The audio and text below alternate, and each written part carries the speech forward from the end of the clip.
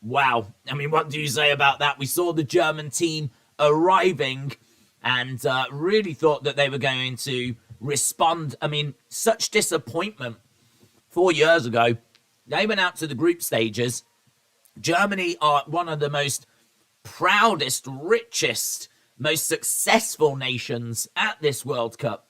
And, they really invest in football. They've got some wonderful talent coming through, like Musiala, for example. They've got Rudiger at the back, Gundogan in midfield. They've got Muller, Neuer. They've just got an incredible side, but they could not get this game done. They could not see it out. They did not take their chances, and it has come back to haunt them. They have had 20-odd shots on goal. They have had 20-odd opportunities. They've only scored the one goal, and that is really going to be something that's going to play on their minds. They now need results against not only Costa Rica, but they are going to have to try and achieve something against Spain as well. They are going to have to try and do something against Spain, and that is going to be very, very difficult. That is going to be a challenge for Germany because if you're not going to take your chances against Japan and you're going to have 25 of them, you ain't going to get 25 chances against Spain. So it's going to be fascinating to see how this group plays out. What's really interesting is we've just seen Germany and we've just seen Japan. Now we get to see the other teams in this group. This group kind of seen as a bit of a group of death. Japan, as we said, good side, but 500 to 1. Costa Rica are 1,000 to 1. They are seen as a real outside side. Spain is this. What we're getting here is we're getting the most favored team in this group taking on the least favored team in this group. So this is a game that we expect Spain to win. But God, at this World Cup, you just don't know quite what to expect, do you? We really don't know what to get. Still can't believe that Japan result, said Alex. Will you be live tomorrow for Thanksgiving? Yes, because Thanksgiving is not a thing in the UK. So it's a thing in America, but it's not something that the rest of the world acknowledges. So it's just Thursday for me. Just Thursday. It's a normal Thursday. Days, the echo. There's an echo. There shouldn't be an echo. You have to let me know if there is an echo that's reverberating around. There shouldn't be an echo because this is the exact same setup of the stream that we've just done. So there shouldn't be anything. So you'll have to let me know if it settles down. Diego Costa speaks English. Yes, well, our attention now turns to this game. And now we are turning our attention to Spain and Costa Rica. Costa Rica have got some talent. Jaden said the mic isn't working properly. Okay, let's try and let's see if we can turn it off and turn it off again then. Let's see if we can reset it maybe. So let's change that. Is that still coming through? Let's go back to that. In fact, I can see that it's still coming through, but I don't know if it's coming through. That's okay, that is actually really strange. Can you hear me right now? I don't know if you can hear me or not. You'll have to tell me if you can hear me. Jellyhead, it says it's always cutting out the microphone. Did it cut out in the last stream? Do you remember if it cut out in the last stream? You'll have to let me know. Diana, shout out to you. I hope you are well. This is really weird. I don't really know what's going on with the settings for this one. This is the exact same settings as the last stream. Nothing has changed. Nothing has changed. So it shouldn't be any different.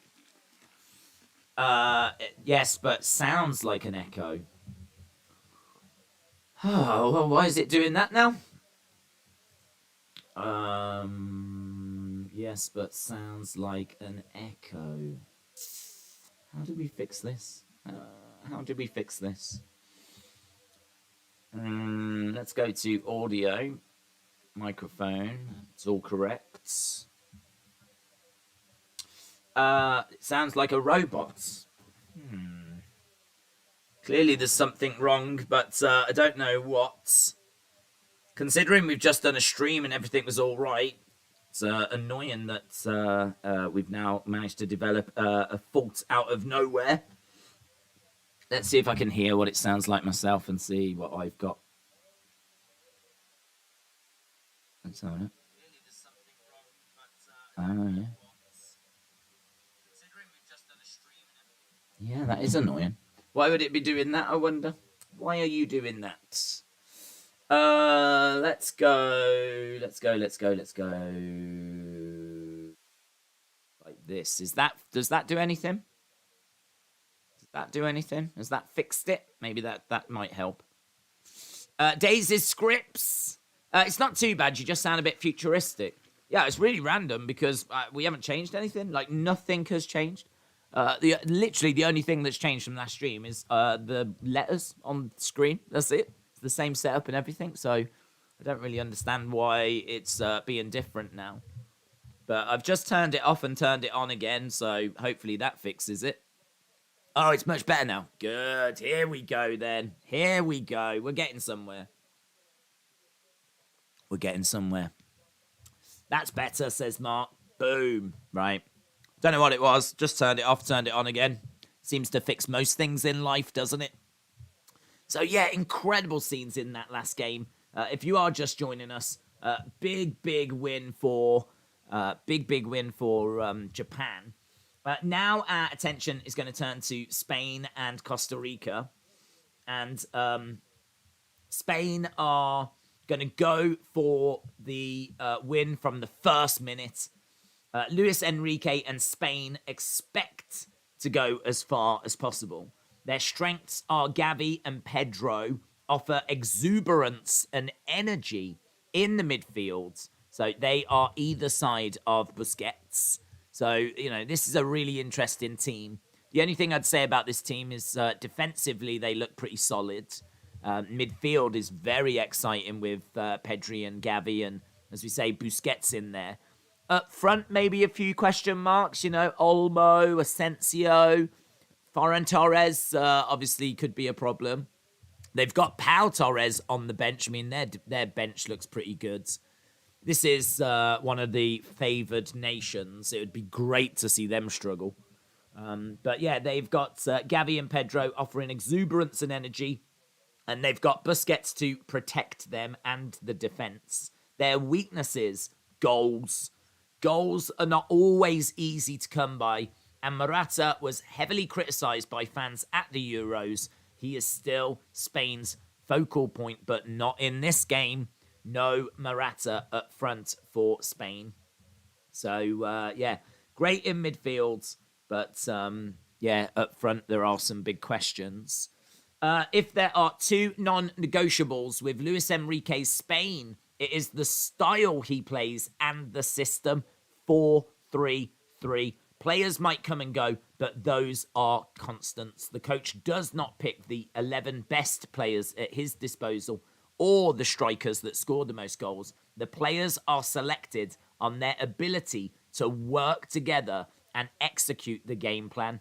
We go for the win from the first minute without caring too much about our opponents. We do not want to play deep. We always want to be in our opponent's half and take risks. In defence, we want to take the ball off our opponents as quickly as possible.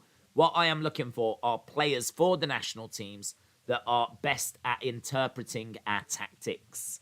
The approach has genuinely worked well. It's taken Spain to the Euro 2020 semi-finals, where they lost on penalties to the eventual winners, Italy.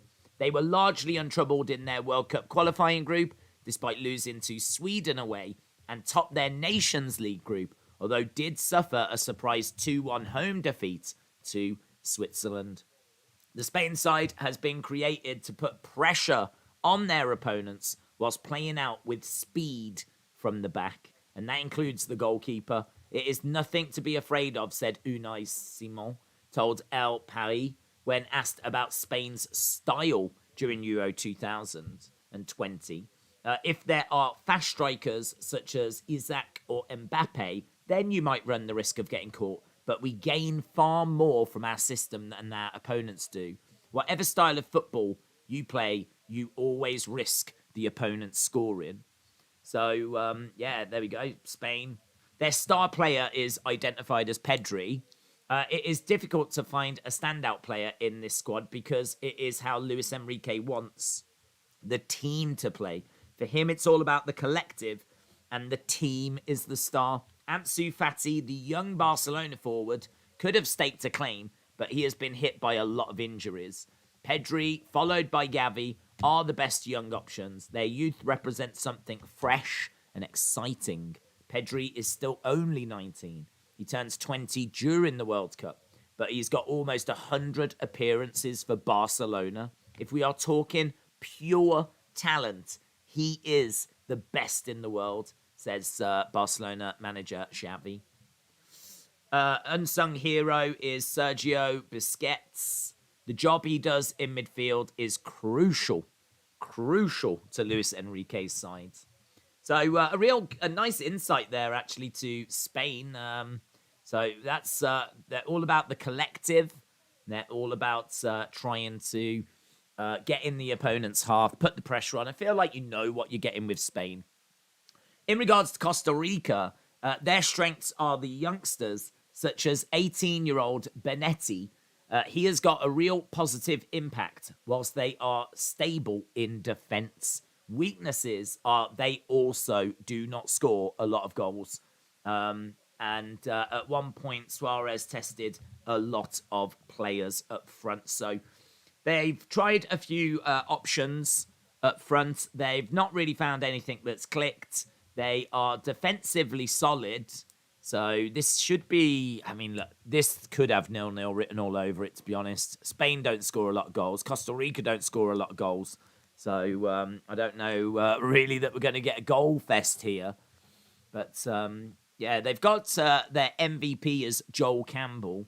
Still his country's most complete attacker. Campbell is determined to prove his worth. His road to Qatar has been long and well documented, full of highs and lows and unfulfilled expectations, with spells at 11 clubs, including Arsenal, where he made 40 appearances in 7 years. Now 30, he has been a key part of the national side's attacking structure, arriving at this tournament with 119 caps, having played a big role in 2014's dramatic run to the quarter-finals. Now with Leon in Mexico, he said before the tournament that Costa Rica have nothing to fear and everything to enjoy. Playing at 3 World Cups is important to me, and no Costa Rican team has gone to 3 consecutive World Cups. Being part of this historic generation is a source of pride. So there we go.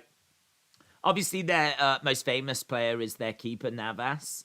I feel like he's their most famous player. He is someone that in goal they have a genuine number one keeper, someone that could walk into a lot of international sides. 35, plays at PSG. He hasn't played for PSG this season, though. He is stuck behind Donnarumma, but he is a 3-time Champions League winner and remains the side's talisman.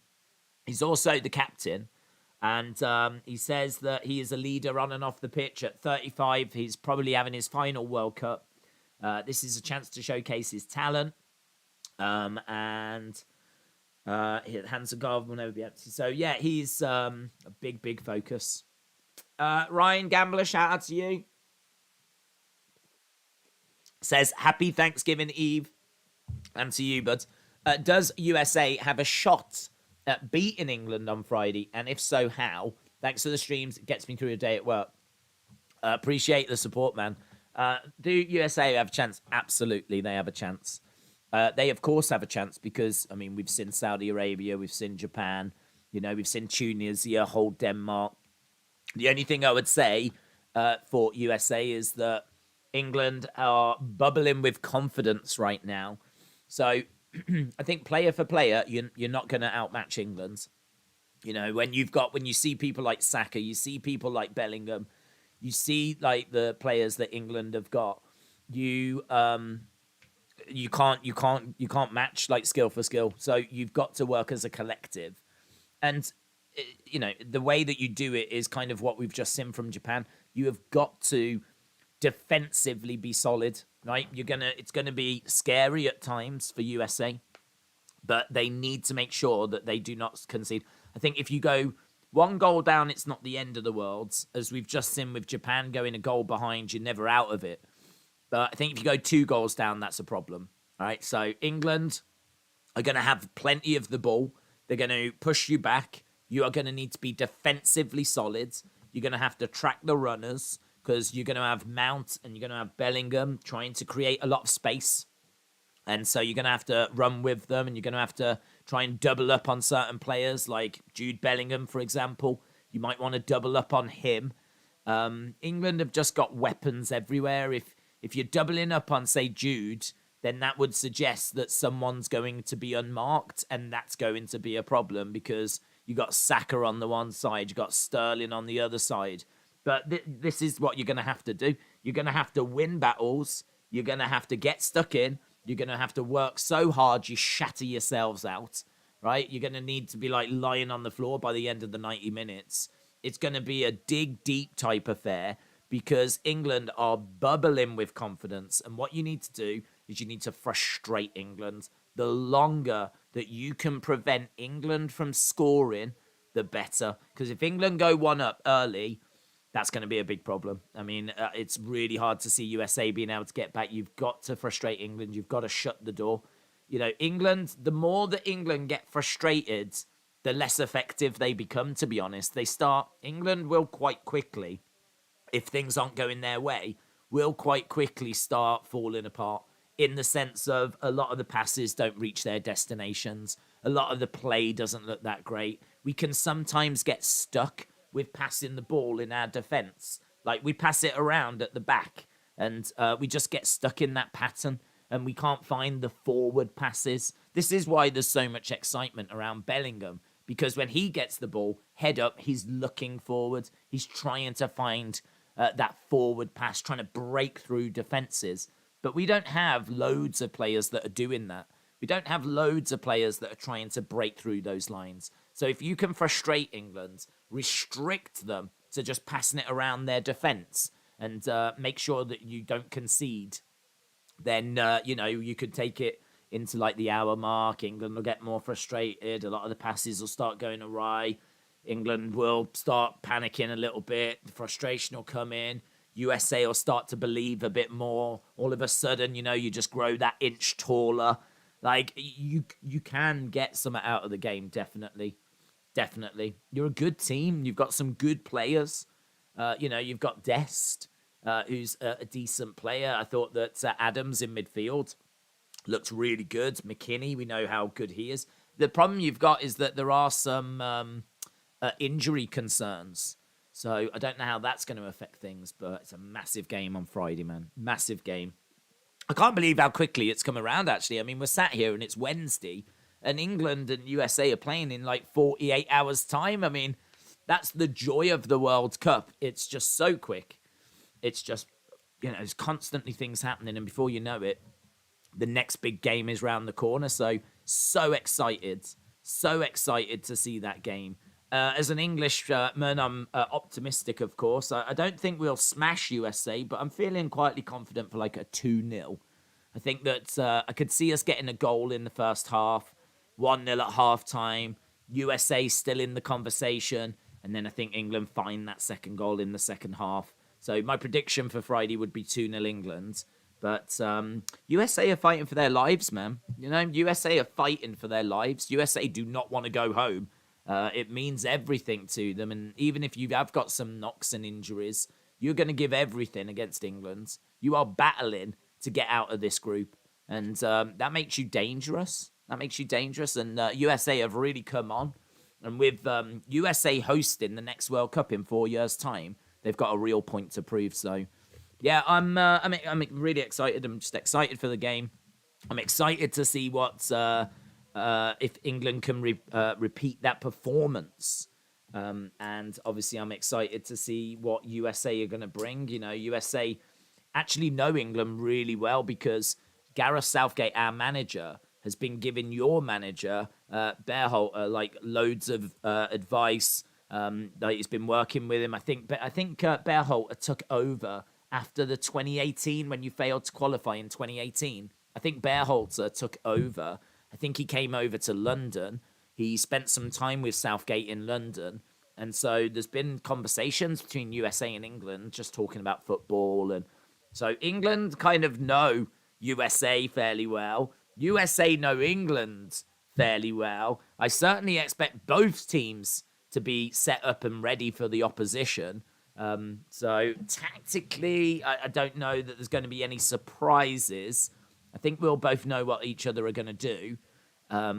And it's just going to come down to how the players perform, to be honest. And yeah, it's going to be really good. It's going to be really good. The Japanese coach has said his team were inspired by watching scripts. Yes. Yes. Of course he was. Twitter on Friday is going to be something else. Yeah, I mean, there's going to be a lot of banter back and forth, isn't there? But I mean, I'm staying clear. I'm staying clear. Hello to everyone, says Tharuka. Laura Woods is my tribal chief. I acknowledge her, says Donkin Stander. NFFC, shout out to you. What are your thoughts on Henrik Larsson? That's a random question. What do you mean? What do you mean? I mean, world-class striker. That's my thoughts on Henrik Larsson. Edward said, I said not to sleep on Japan. David said, I hope Triple H brings Lana back. She was fun to watch. She's also blessed in the chest. There's a lot of simping going on this stream. I mean, I'm here for it, but... did you know that Harry Kane update was from his knee scan? Yes, so apparently not serious. That's the news. Harry Kane's result has come back. Harry Kane, not serious. Still don't know if he's going to play, to be honest. Because I just don't think we need to risk him. Because even Callum Wilson is a problem. You know, plays for Newcastle.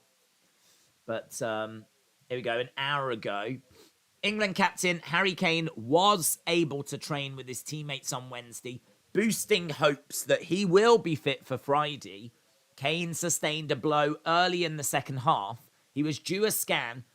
England goalkeeper says the striker is fine. Pickford said, I think he's good. I'm sure he's fine. He was out on the grass with us today, which is good.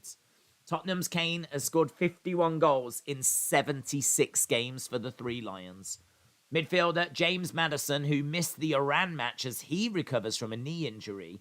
And defender Harry Maguire came off ill on Monday as well. Still waiting to find out about those two. It says that Maddison didn't train with the squad on Wednesday, but Maguire was involved. Callum Wilson didn't train in a light session with the rest of the substitutions, but is not considered a fitness doubt. So it seems like Kane might be all right. Seems like concerns are Harry Maguire, James Maddison, maybe something to do with Callum Wilson. That's kind of the latest situation in regards to England. Let's have a look at USA.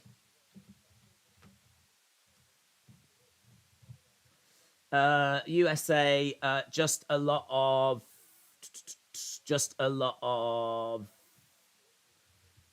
reaction to that draw. The Americans have more skill and wit than previous generations, but some resilience and flexibility appears to have been lost along the way. The Americans, Gareth Southgate warned in the wake of England's 6-2, will be coming for us full throttle. What does Top Gear USMNT World Cup edition look like? We saw the engine revving at close to max for 45 minutes, but it spluttered in the second half. If Wales overcome Iran on Friday's early kickoff, US will have several hours before facing England to digest the need to win at least one of their remaining couple of games. Iran, clearly beatable, and there's an argument to make that the Welsh defence is more solid than England's, which contrived to slapdash against helpless opponents who only had 21%. No, that's true. Iran had 21% of the ball, and they still managed to get 2 goals past us. A loss to England would leave qualifications in the balance, but on evidence, it would be brave to predict that the US can suppress England's attack over 90 minutes. It's the fake baby effect. What the hell's this? In the 2014 Clint Eastwood film, American Sniper, Bradley Cooper's character cradles a plastic doll that we're supposed to believe is it the spoiler. I didn't expect a spoiler in this write-up of America's recent performance, but there is a spoiler warning. If you have not seen the 2014 Clint Eastwood film American Sniper, then please step away for a second, because for some reason we're going down these roads. It's the fake baby effect. In the 2014 Clint Eastwood film American Sniper, Bradley Cooper cradles a plastic doll, I did say spoiler, that we're supposed to believe is his newborn son. A solitary, misbegotten scene in an otherwise carefully crafted movie that lasts more than 2 hours. Perhaps it shouldn't matter. However, it's such an obvious prop. It's such an egregious misjudgment that the entire enterprise loses credibility. This is fascinating. For competitors at this level, be it Academy Awards or World Cup, one glaring screw-up is too many. That is really interesting. They're saying that one glaring screw-up can destroy everything. And in the 2014 film, American Sniper, you can see that Bradley Cooper is clearly cradling a plastic baby, which we are meant to think is a real baby. And they're saying that it's really distracted from the film. How that connects to the World Cup. So, it was a single foul, a penalty conceded by Zimmerman late in that 1-1 draw that undermined a convincing first half performance. So, yeah, there we go. So, you played really well in the first half. Wales came back in the second, but that one mistake, that conceding of the penalty ruined everything. And rather than winning 1-0, you ended up drawing 1-1. Tell you what, I enjoyed that article. That was good. Will you show live matches? No, copyright, bud.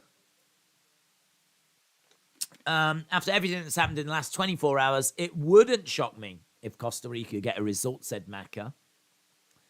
I mean, did you rate him? Did you think he was good? He didn't play at United very much. I remember we had him for, was it a season?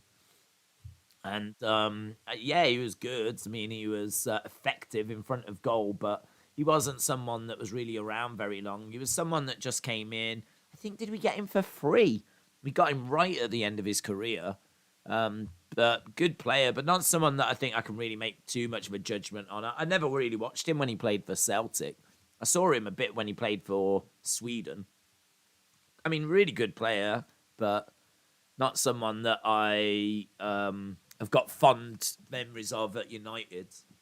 I can't remember how many times he played. I don't even know why we're talking about him. We're not even watching Sweden. Henrik Larsson, let's have a look. Henrik Larsson played for Man United on loan 7 games. I didn't even realise he was on loan. On loan for 7 games, and he scored 1 goal. Played 221 times for Celtic, scored 174 goals. It's kind of crazy, isn't it, really, that someone that good played for Celtic? It's just a bit weird. I mean, he left Celtic, went to Barcelona. I mean, it's just a bit weird. I don't know why he never got out of the Scottish League, to be honest, but he was there for 7 years. Don't know. I wonder, I should imagine he's happy with his career, but it's just a bit random, isn't it? Player of that quality. You don't really tend to see players of that quality. Well, they go to the Scottish League, but they don't tend to stay there for 7 years. Bray Wyatt versus Henrik Larsson, Battle of the Dreads. Ranger said, what's the best player for each team? Oh, jeez, mate.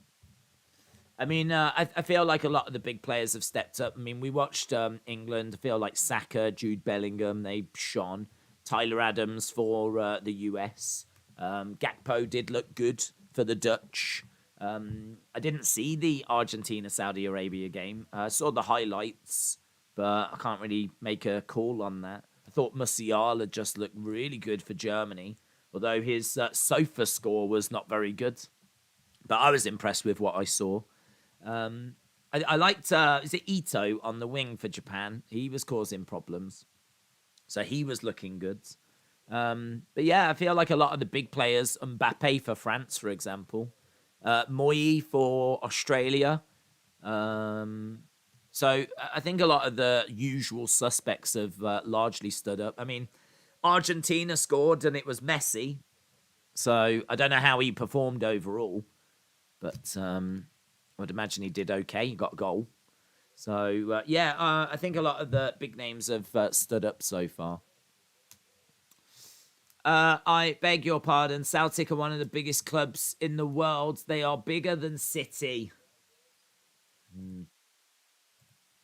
Celtic should be an Irish side, says TD.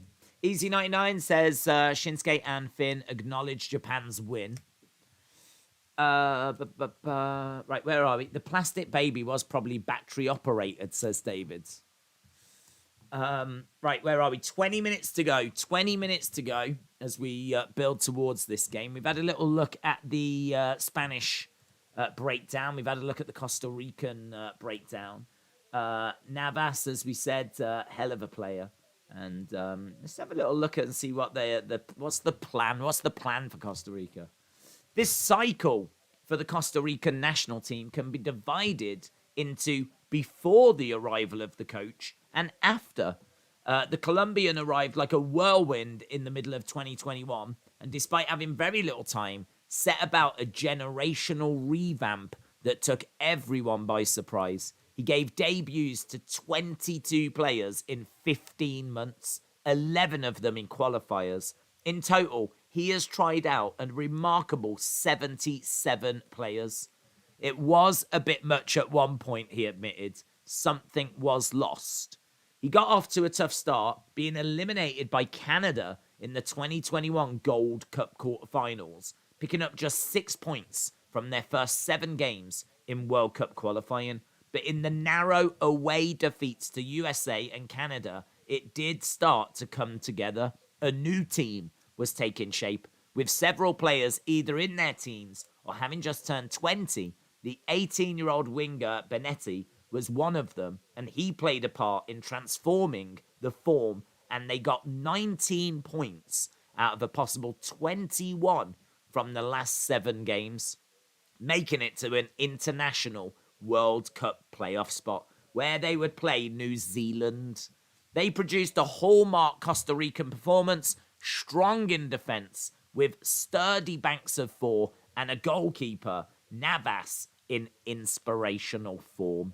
This Costa Rica team does not score many, 13 goals in 14 qualifiers, but they concede even fewer, with Navas hugely important and Duarte and Calvo a strong central defensive pairing. Going forward, the team rely on speedy counterattacks, using the distribution skills of Borges and Campbell to unleash the pace of Benetti and Contreras. So there we go. That's going to be the Costa Rican plan of attack. Benetti, number 9, on the left-hand side. Campbell on the right-hand side. They're not going to have much in the way of possession. Spain are going to dominate the ball. They're going to drive into Costa Rica's half. Costa Rica are going to be pushed back, and they're going to obviously try and counter. This should be a real interesting game, but one that clearly is not going to have loads of goals involved.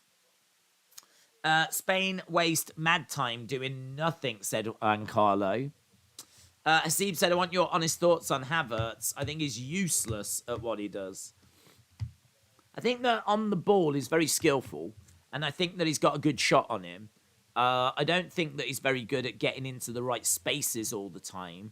I think that he is a good player.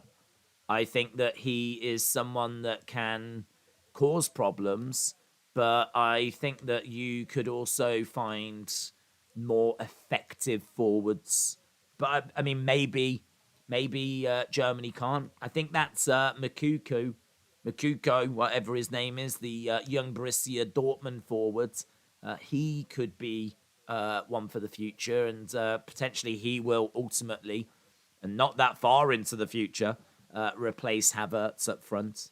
But they really struggle in that area because obviously, like Timo Werner, he is someone that should be banging them in for Germany, but he seems to struggle. Havertz seems to struggle.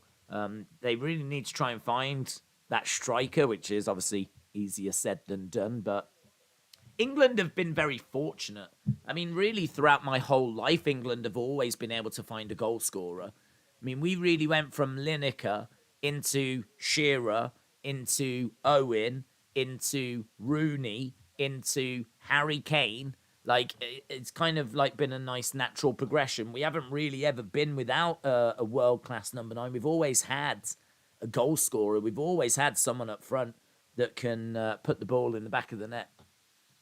We've always been good at producing goalkeepers, 9s, and centre-backs. And ironically, centre-backs is something we're really struggling with at the moment. We just haven't had any come through.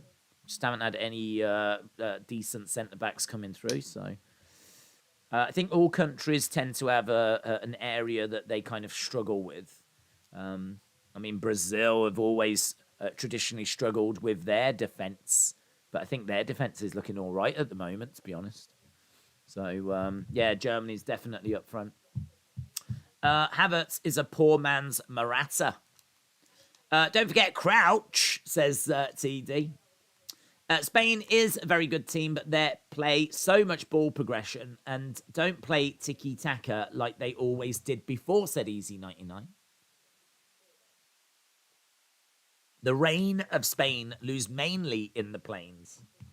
Will Spain make it rain, or will Costa Rica cause them pain? Bars, says Rotem. Well, I mean, I expect it to be a case that we are going to see Spain have a lot of the ball. I expect to see them struggle to score. I think there's a good chance this could end 0-0. I really do. We've seen a lot of 0-0s at this World Cup.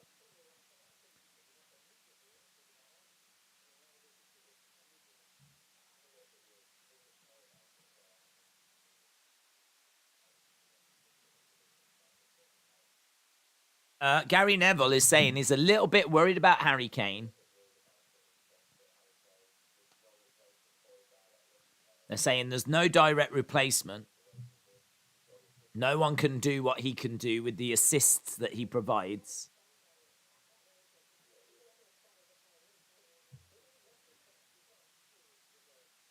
Yeah, they're saying like him having a scan is just not a good sign. But if he was training, I mean...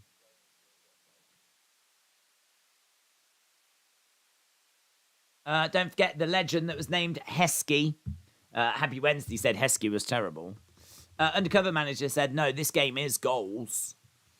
Who is the oldest player? At this World Cup? That's a good shout because Makuku is the youngest player. So who is the oldest player at this World Cup? Let's have a look. Mexico's goalkeeper Talavera is 40 and 63 days. He is the oldest player at Qatar 2022. So he's the oldest player, goalkeeper for Mexico. Dani Alves of Brazil is 39. Alves will be Brazil's oldest player at the 2022 World Cup. He is also set to be Brazil's oldest ever player to feature at a World Cup. The previous record was Santos, who played in 1966 at 37. Dani Alves will be 39. The iconic right-back either participated in 3 World Cups but was not part of 2018 due to injury. There is someone for Japan who's also 39. Pepe of Portugal is 39. Hutchinson of Canada is 39 as well. But 40, Talavera as we said, the Mexican goalkeeper. That makes up the top five. So 4 in there in 39, age 39, and one of them aged 40.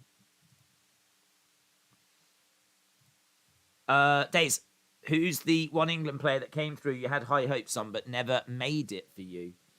Well, I mean, Greenwood is the name that comes to mind because he is someone that I think would have been at this World Cup. And, you know, he was playing a lot on the wings for United, and obviously not down to him not kind of kicking through, but down to a court case and some pretty severe allegations against him. His whole career is just over now.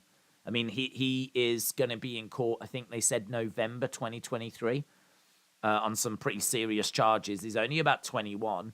I think he would have been part of this squad. He played regular for Man United, and that was a blow. That was a blow to United and a blow to England. But I mean, just it's what he's accused of is horrific. So you don't really feel it as a loss, to be honest. I don't look at it and really feel anything other than just disgusted by him. So yeah, Greenwood is one that was disappointing in regards to, like, I suppose, skill.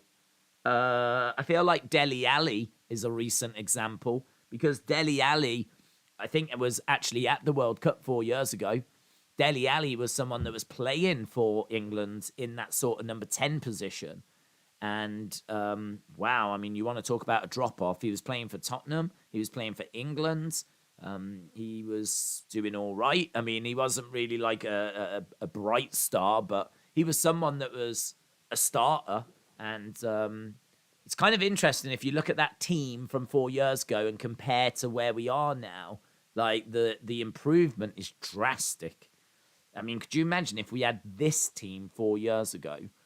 I mean, if we had this team 4 years ago, then I don't know. I mean, like, going up against Belgium, that would have been... I mean, we lost those games 1-0, but I don't know. I'd feel like we'd stand a better chance of getting something out of those games. And certainly against Croatia in the semi-final, I think we would have stood a better chance in that game as well. It's just kind of weird to look and see some of the players that were playing just 4 years ago. So, yeah, Dele Alli just completely fell off a cliff. Completely fell off a cliff. And then you've got, I don't know, like, I'm waiting for Nketiah to kind of really shine. He's got the record for the most goals for the England under-21s. And he's someone that just can't get game time at Arsenal. I really feel like he needs to go to another club, and he almost left. He wanted to go, but he re-signed in the summer, and I can only imagine he's regretting that now. I mean, he's young. He needs game time. So Nketiah is someone that's really being wasted at the moment. You know, as I said, most goals scored for the under-21s, which, you know, I know that you can't really read too much into that, but that's a pretty good record to have. Most goals scored for the under-21s ever, and he cannot even get into the Arsenal team, and he can't get into the England setup as a result. It's frustrating. So, yeah, he should have gone in the summer. I don't know. He's not kicking on. He's not improving, but he can't improve because he's not getting game time. So it's frustrating. Right, we are Enigma. Shout out to you. Oh yeah, Jack Wilshere. That's a great shout. Jack Wilshere's a great shout. Loving these streams. I'm pleased. Does he take heart medicine before he goes out and runs around with the ball? I would be playing. If so, I would be playing in my 60s, says David. I don't know. I should imagine he has a good sit down. I mean, the one's a goalkeeper, so I think he's probably got like a rocking chair next to the goals. When they're nowhere near, you know, he'll sit down, he'll have a cup of tea, a biscuit, and, you know, watch a bit of TV. And then he's got one of them chairs that you press the button and it like rises up so that he can get over to the goal and do what he needs to do. And as soon as that's done, then he goes over and straight back in. So, yeah, I don't know that he plays, to be honest. I can't remember if he played or not. 40 years old. It's pretty much dead, isn't he? It's pretty much dead. Right, here come the teams. About to get underway with game number 2. Did you buy Mr. Blobby's Christmas tune? No, I don't think so. I don't think so. I might have. I know I wanted it to be number one. I loved Noel's House Party when I was young. That was a big show on a Saturday night. Don't really know how you describe the show. It was a host, and they used to do like hidden camera pranks on celebrities, and there'd be competitions for people, and it was like a Saturday night variety type show. It's not really anything like that on TV now. I suppose Michael McIntyre's Big Show used to be on, and that I suppose was similar, but obviously a different setting. But yeah, he had like this weird costumed character called Mr. Blobby that really appealed to the kids. And he had a Christmas song out, and yeah, I do remember that in the 90s, wanting it to get to number one. And it did for Christmas. I can't remember if I bought it. Oh, that's a fun question, that is. Glad Ericsson is still playing after his near-death experience, says Paul. Theory is still fine. He needs some more in-ring time, said Harith. Why did you stop toy content? Well, to be honest, the pandemic. So the pandemic came along, and so that meant that I wasn't able to do toy hunts. By not doing toy hunts, I wasn't getting any toys. So without any toys, there wasn't any reviews. Without toy hunts, there was no toy hunts. So it just naturally stopped because of the pandemic, and we started doing more watch-alongs. And I don't know. I mean, we just I think it's so maybe it's just an easy thing now where I can wake up and know, right, I'm doing this tonight. It's a watch-along tonight. Do you know what I mean? Rather than like trying to figure out, right, oh, what do I do today? Oh, I suppose I could review that, or I don't have to think about it. I just know on a Monday it's Raw, on a Tuesday it's NXT, and a Wednesday it's, and I like that. I think I like that schedule. That works better for me. I like waking up knowing what I'm doing. I don't like what shall I do today? I don't like that. I feel like I'm wasting time. But we're certainly not wasting time here because we got the national anthems. Spain's national anthem has just been performed, and now we've got the Costa Rica national anthem. We are going to be underway with this soon. When you go to the pub last and hang out, I haven't been to a pub and hung out since 2017. Because we've been pretty much full on streaming, haven't we? But when I used to work in retail, I would go for drinks with like some of the staff after. So, 2017. Long Beach said it's Central America bordered by Panama to the south and Nicaragua. I love that word, Nicaragua. Nicaragua to the north. I don't know anything about Nicaragua. I just like the word. Nicaragua. Dej, you're only 25. How do you remember Noel's house party? YouTube. YouTube, mate. Just watch YouTube clips. Simple. Boomers tell me about it. That's how I learn about it. Old people like you, tell me about it. Do you think Costa Rica will beat Spain? I mean, the way this World Cup's going, says AAA. I don't think they'll beat them. I mean, as you say, the way the World Cup's going. But no, I don't think they'll beat them. But I do think that they will be difficult to score against. This is not... I don't predict this being Spain 4-0 or anything. I seriously think we could be looking at a 0-0 draw. This has been a World Cup full of 0-0 draws. And now we've got two teams that are defensively solid that can't score goals going up against each other. I can only imagine that it's going to be 0-0. I think it's what we're staring at. We want another big surprise, said Rotem. Well, to be honest, I'm all right if we don't get it in this game. I'm hoping we get it in the next game.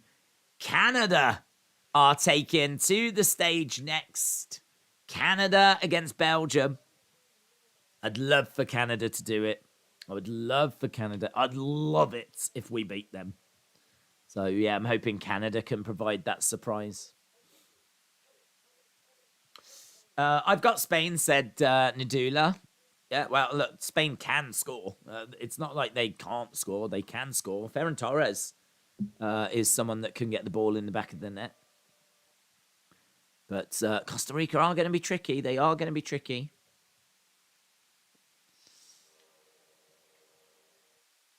Okay. Here we go then. Here we go. Spain take to the stage.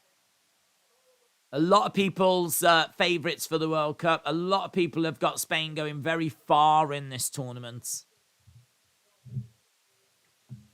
So, Simon, Azpilicueta, Rodri, Laporte, Alba, Gavi, Busquets, Pedri, Asensio, Olmo, Torres. They've got Ansu Fati on the bench.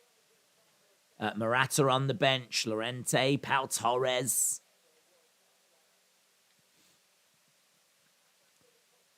Costa Rica have got Navas in goal, as we said. Wonderful goalkeeper. We've read a bit about them. We know to keep an eye on that Benetti.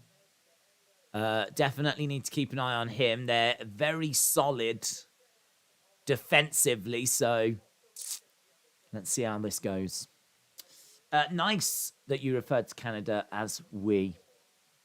I see it as a we, because I know there's a lot of Canadian friends that join us, and I would love to see Canada progress. Okay. Here we go then. We're about to get underway.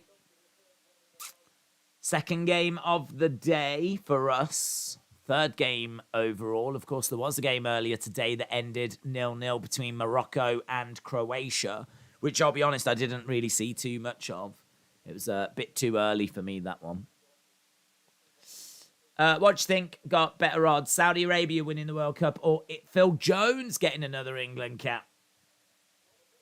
I feel it's probably more likely Phil Jones getting another cap. I feel like Saudi Arabia getting a win is monumental. Them winning the World Cup is borderline unfathomable. If at least if England, like, imagine if all their centre-backs got injured. Like, I feel we would have to. We'd be forced to call up Phil Jones. Throw in, ball going back. Ball being played across by Spain. So Spain on the ball. We are up and running. The whistle has been blown and it goes over. It's a lovely looking stadium, this one, by the way. Lovely looking stadium.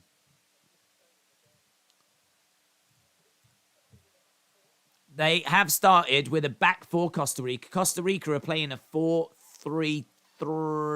It kind of keeps switching to a 4-4-2 as well, but there is a back four there. Ball being played amongst the Spanish defense. I do like this camera shot. It really allows you to see a lot of the layouts. Sometimes the cameras are quite close. But here you can really see like what the teams are doing, like tactic-wise. Already we've settled into the groove that we expected, and that is Spain just passing it around. Going over to the wing. Trying to come forward. Costa Rica trying to make a tackle, and they do. It goes out. It's going to be a corner. John Terry in this England team. Say less, says Jellyheads. Steve said it's a nice stadium. Beautiful seats. The seats. Absolutely gorgeous. Lovely shade of green. Right, here we go then. Ball is going to be whipped in. Yeah, I mean, I don't think we're going to be seeing this at the World Cup in 4 years' time. I feel like there's going to be a lot of people that will be interested. You know, obviously there's tons of people in America, and you're going to get loads of traveling support. I mean, I imagine all the South American nations will be well represented. And it's not that hard for the Europeans to get over to America.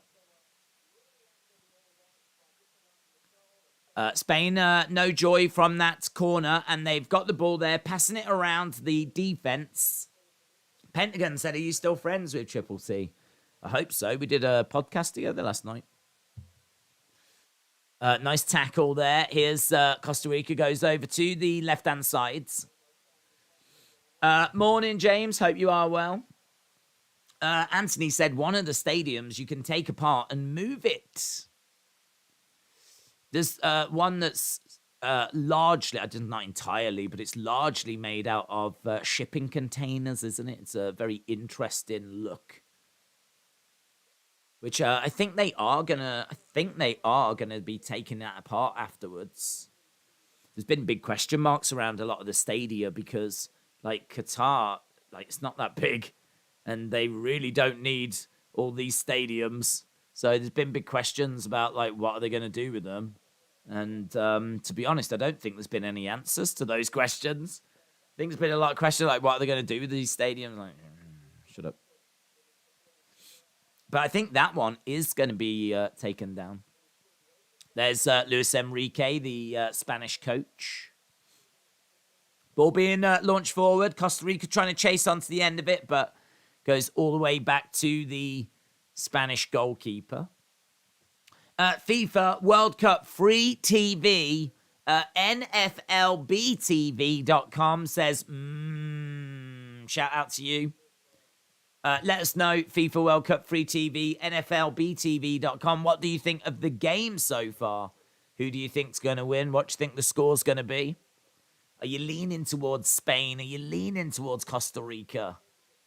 Be good to get an insight from FIFA World Cup free TV. Ball in the middle. Being dinked over the top, being chased on by Spain. Side foot just wide. Oh, but that's a probing ball. That's a probing ball. Olmo is almost getting that in. Oh, it's a lovely ball. I don't know who played that ball in, but it's a lovely ball. So Suarez, the head coach, just seeing him, is a little bit concerned. I tell you what we're seeing from Spain is actually a little bit more incisiveness, which is concerning. The Spain that I saw at the Euros was very passing it around at the back, going down the sides. Here we're starting to see just some switching of play. We're starting to see some probing longer balls being played across. Here's Alba. It's being chased after by Olmo. Seeing Pedri and Gavi tucking in, really. Alba's getting forward. Azpilicueta's going to be getting forwards. Martinez throwing the ball down the line. 5 minutes gone so far. Where are these countries ranked? Costa Rica 3, Spain 2? No. These countries, let's have a look. FIFA rankings. I know that Spain, I believe, are in the top, are they 6th? 7th. Spain are 7th.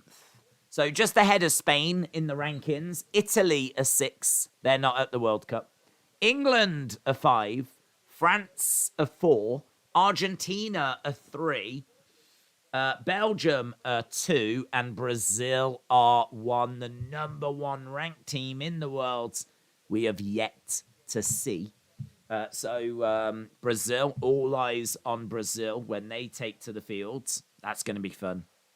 Here's Spain again, surging forwards. So Costa Rica are 31st. 31st, they're 1 place behind Tunisia. Ball being dinked over the top. Lovely link-up play. Spain in the penalty area. It finds its way through to Navas. So, yes, Costa Rica, 31st there. 1 place ahead of Nigeria. 1 place behind Tunisia. They are behind Morocco. They're behind Iran. They're quite low down in the rankings. As we said, they're one of the lowest ranked teams. The lowest ranked side is Ghana at this World Cup. Ghana is the lowest ranked team. 86% possession for Spain. I don't think that's going to change too much over this game. 1 shot on target by Olmo. Ball bouncing out. FIFA World Cup free TV, NFL BTV is changing letters now. We've had a lot of M's, and now we're moving on to N's. And a HN in there as well, which is interesting. Now we've got some other letters. We've moved on to B. Very exciting. Here's Spain. Side foot. Just wide by Spain. Surely Qatar are the lowest rated. No, actually. No, they're ranked 50th in the world. Ghana are at 60-something. It's just snatched at that any, but it's only just wide in all fairness. Costa Rica have the most animal diversity in the world. Costa Rica is known for their bananas. Will they be a banana peel for the Spanish team? Nice. Let's go back to these stats. These stats keep jumping off screen at the moment. Spain have been irresistible in these first 10 minutes. Spain is dependent on possession. Spain have got the ball, passing it around the back, trying to come forwards. Playing it across. Over to the left-hand side. Dinking it into the middle.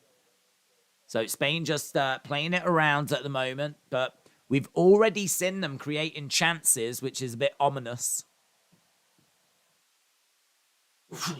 Okay. Ball goes out. Yearman says, I'm always rooting for them. Anthony said his fatty in the first 11 is on the bench. Jaden said, guess what the next letter's going to be? I think R. Well, they overstepped the mark, to be honest. They started to really spam. So I did hide them on the channel. But listen, I've got every confidence that they've got another account. So we might see them again. I don't know. We'll have to wait and see. Never say never. 10 minutes gone so far. Are you doing Dynamite tonight? Yes. Dynamite. On the ball at the moment. Spain have managed to get it. Tackle there by Costa Rica. That was good. Trying to get it out, but giving the ball away. They're just, the pressure's building. Pressure's building. It's irresistible stuff by Spain, this is. They're well in Costa Rica's half. So you're looking at this at like it's a storm that Costa Rica are having to weather. If it's going to stay like this for 90 minutes, Spain have got to score. I mean, they just surely got to score. This is just way too much pressure. Way too much pressure. Some of the ball, look at this, and space in the middle. Trying to pass it through. It's bouncing around. And it's in. And there it is. It's put in. It's a goal for Olmo. 1-0. I mean, Spain always try to walk it in. It's very impressive by Spain. It's very impressive.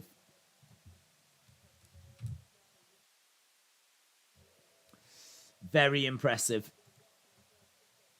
A little bit ominous as well, because normally they struggle to score. And here, I was so impressed right from the start at how they were like playing the ball around and getting it forward more.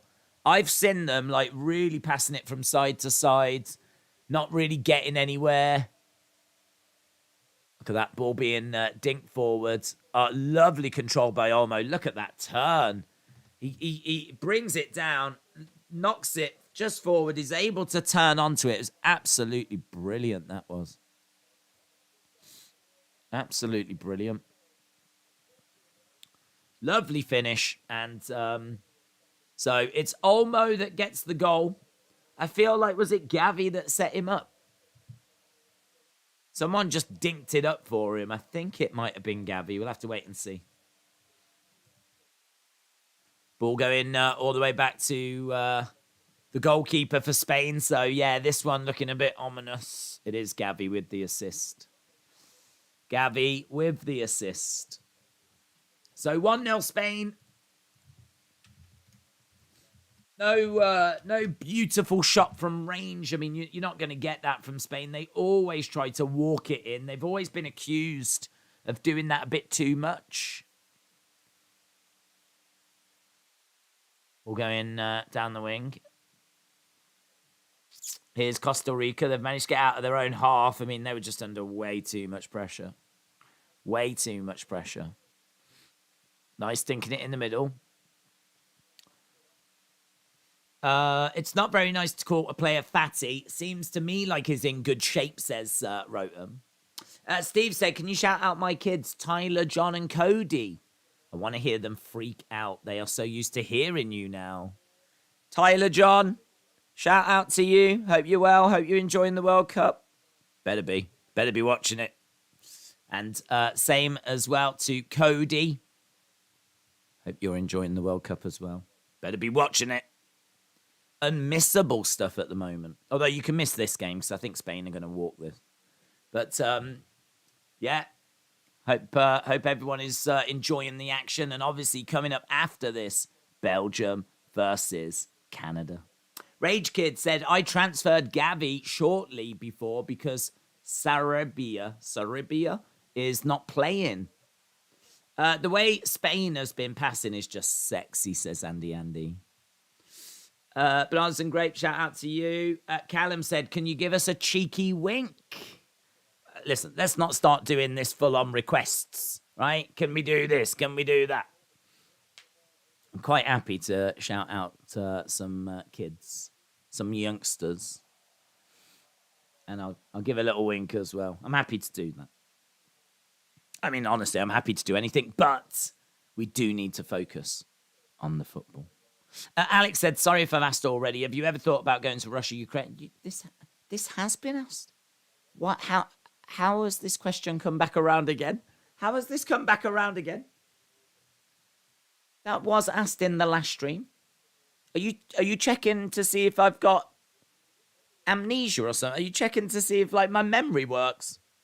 That question was asked. We did a whole conversation. We did a whole conversation about Chernobyl. I mean, I didn't dream that, did I? We definitely did have a conversation on Chernobyl. Here we go. Ball's going to be played forward by Spain. Free kick. Doesn't get very far. And here come Costa Rica, but not as quick. Not as quick. There's some real speed in those legs of Asensio's. He got back and so far so good. The next game of this group is Germany versus Spain. If Spain win, Germany are out 2 years running. Lol. I think looking at this, I'd rather Spain be out, but you know what? Quite happy for any big nations to go home. Canada will pull off the shock later. Davis will score a wonder goal. Alphonso Davis, definitely one to watch. Ball up in the air. Costa Rica in Spain's penalty area. We haven't been here very much. 13% of the ball Costa Rica have had. 13% of the ball. Absolutely unbelievable. Spain is frustrating to play with. Spain is a team that will keep passing and passing and passing until they get to the penalty box.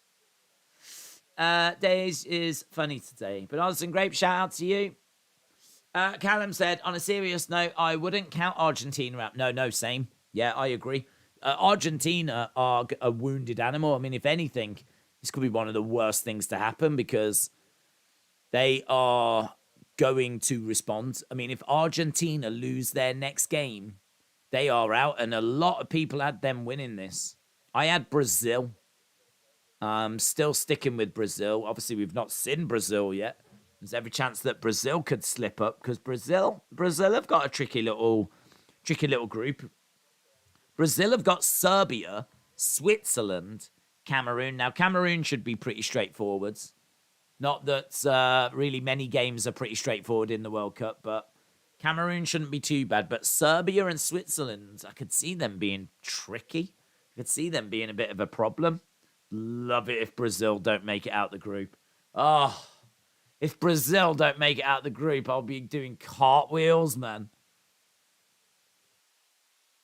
Love it if they go home early. That would blow this whole thing open. Imagine if Argentina and Brazil don't make it out the groups. Oh my God. I'd love it if they implode. I don't ask for much, but please, please. I might as well just ask for England to win the World Cup. I might as well just ask for that. Rather than worrying about teams going home, it'd probably be easier to just go, can England win the World Cup, please? It's only ever been done once in 1966. There's Spain just struggling a little bit. Well, not struggling. That's not the right word. They're just not having everything their own way like they were at the start. Ball being thrown into the middle, and we are seeing Costa Rica on the ball. They play it over to the right-hand side. Spain's left. Goes down the line. Ball being dinked forwards. It's being chased after. He's got onto the end of it. Here's Costa Rica. Twisting, turning, weaving. Nice. Playing it across into the middle. Ball being played forward. Dinked across. Here's Spain are back, though. They've got so many numbers back. Switching the play. I love that. That diagonal ball's nice, but Spain win it back. Spain win it back. Couple of players doubling up there. That seemed like a foul, in all fairness. Ferran Torres going down. Costa Rica is still in this whilst it's 1-0. But here come Spain. Spain to counter him. Spain bursting forwards. Olmo.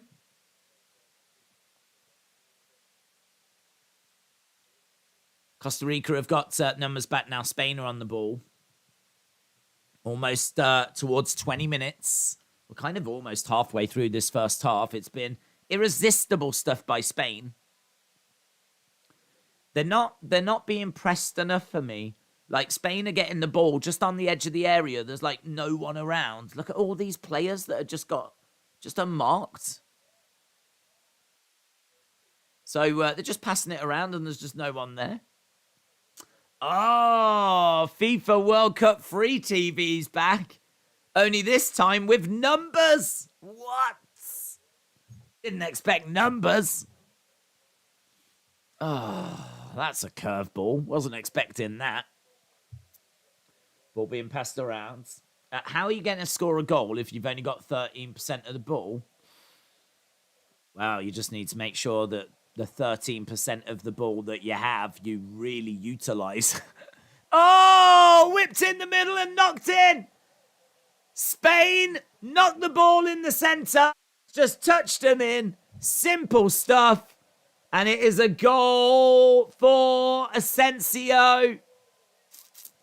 And that's it. Game over, man. Game over. 2-0. And there's no way back for Costa Rica here.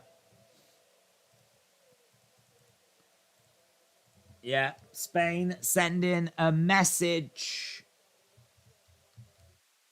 Spain already sending a message. Dominating possession. Looking really good in the middle. Marking's trash. So, is that Alba? I think it's Alba into the middle. And it's just one touch right into... Should Navas have done better there? It feels... it's tricky. He's having to get down really low. He gets a hand to it. He can't palm it away. It ends up going into the goal, and it is what it is. It's 2-0. 2-0 Spain. So Asensio with Alba as the assister. I mean, this could be a scary number, couldn't it? This really could be a problem, because the thing with Spain is they do not stop. They're just going to keep on coming, keep on working. They're like a machine. They don't have feelings. They don't have any feelings. They don't feel anything. They just keep coming forward. It's just going to be relentless wave after relentless wave after relentless wave. Oh, Costa Rica. Christmas is approaching. Thanksgiving tomorrow, followed by Friday, followed by Christmas shopping, followed by being broke. Andy, I said this game was goals, said Undercover Manager. You did. How do you always stay so fresh? I was just born that way. It's like a natural freshness, to be honest. It's just a natural freshness. I just ooze freshness. Legend Killer says, come on, Spain. Easy99 said, one thing to learn in this World Cup is never underestimate your weakest opponents just because you are the favourites. Kian said, can't you believe that this month has gone so quickly? It's flown, hasn't it? It has flown. Yeah, we're at the end of the month again. They keep coming. Are they Via? Ball about to be whipped in. So, ball in the middle, bouncing around, cleared by Costa Rica. Spain trying to get it back. Being chased after by Costa Rica, battling away. Good. That's what you want to see, a bit of workmanship, but Spain still get the ball. They just don't seem to be able to stop them at the moment. This is scary stuff from Spain, man. Scary, scary stuff. Is this the best performance we've seen at the World Cup so far? I mean, it's 80-odd% possession, but they are actually doing something with it now. Like, we've seen them have possession before and just not get any end products. Now, they've had 4 shots, 2 on target. They've scored both. I know it's Costa Rica, but I think Spain are going to be a problem in this World Cup. They're going to be a real problem. Spain passing it around. If only the Gibraltar dream. Oh. And Costa Rica, he would save Costa Rica now. Yeah, we need Steisch. Need to get Steisch on there. The Gibraltar dream. Reece Steisch. Plays for Starbridge. Plays for Gibraltar. Didn't make it to the World Cup. He's failed by the rest of his squad. He's too good for that team. Ball coming over to the left-hand sides. We're seeing Olmo playing the ball back. FIFA World Cup free TV. I feel like you're glitching now. Look at all these numbers. Like you're giving me like sums. 6 plus 3. 6 plus 6, 2, 3. I'm not doing your homework for you. Jesus. I don't mind you promoting dodgy links, but don't go putting your homework in the chat.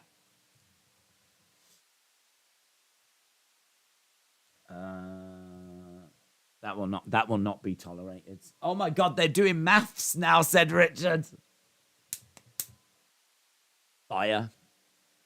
Listen, if you're going to have bots spamming, then at least make them interesting. And I really appreciate the fact that that's what they've done. I really do appreciate that. Ball being played forward by Spain. It's on the halfway line. Costa Rica, I mean, God. What must they be thinking right now? Right now, they've got to be thinking, like, just shut shop. This could be horrific. This could be 7, 8, 9, 10. It could be any number. Well, maybe not any number. But 2-0 after 26 minutes. And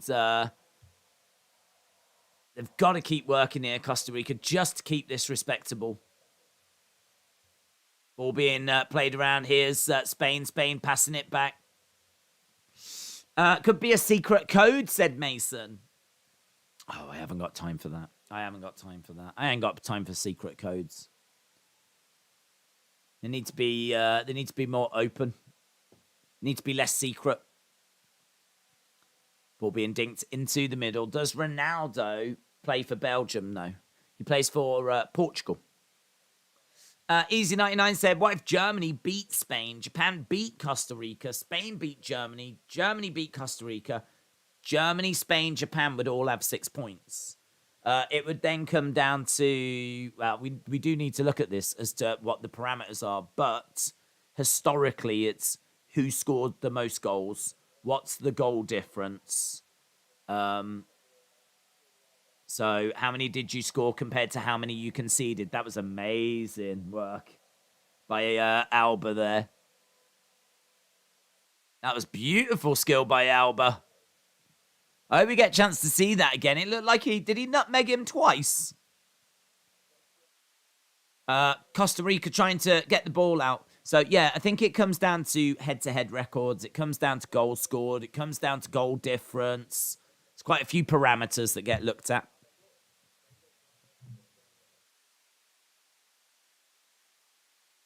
They're just passing it around right now, Spain at the back.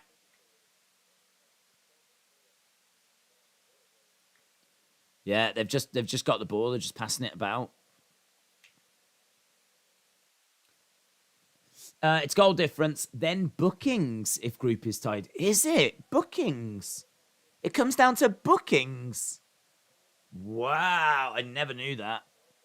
I never knew that it came down to bookings. That's really interesting because, of course, the armband would result in a booking if you wear that One Love armband. So if you do end up tied on... Oh, here's Spain in the penalty area. Goes down. Referee points. It's going to be a penalty. Penalty to Spain. Jordi Alba is looking problematic, man. Jordi Alba is looking great. Down that left-hand side, he is looking so good. I'd say he's the man of the match so far for me, Jordi Alba. Here he is. Look, he got an assist for the second goal. He's had some great skill just in the corner. And now he's won the penalty. And it's going to be Ferran Torres that's going to take it. Ferran Torres going to take this for Spain. Could make it 3-0 after half an hour. Jeez. Jeez Louise.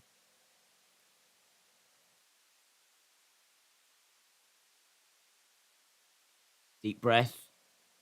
Navas bouncing around on the line.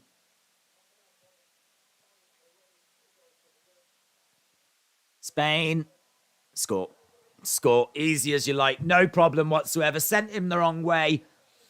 It's a goal for Spain. It's 3-0. And this is terrifying.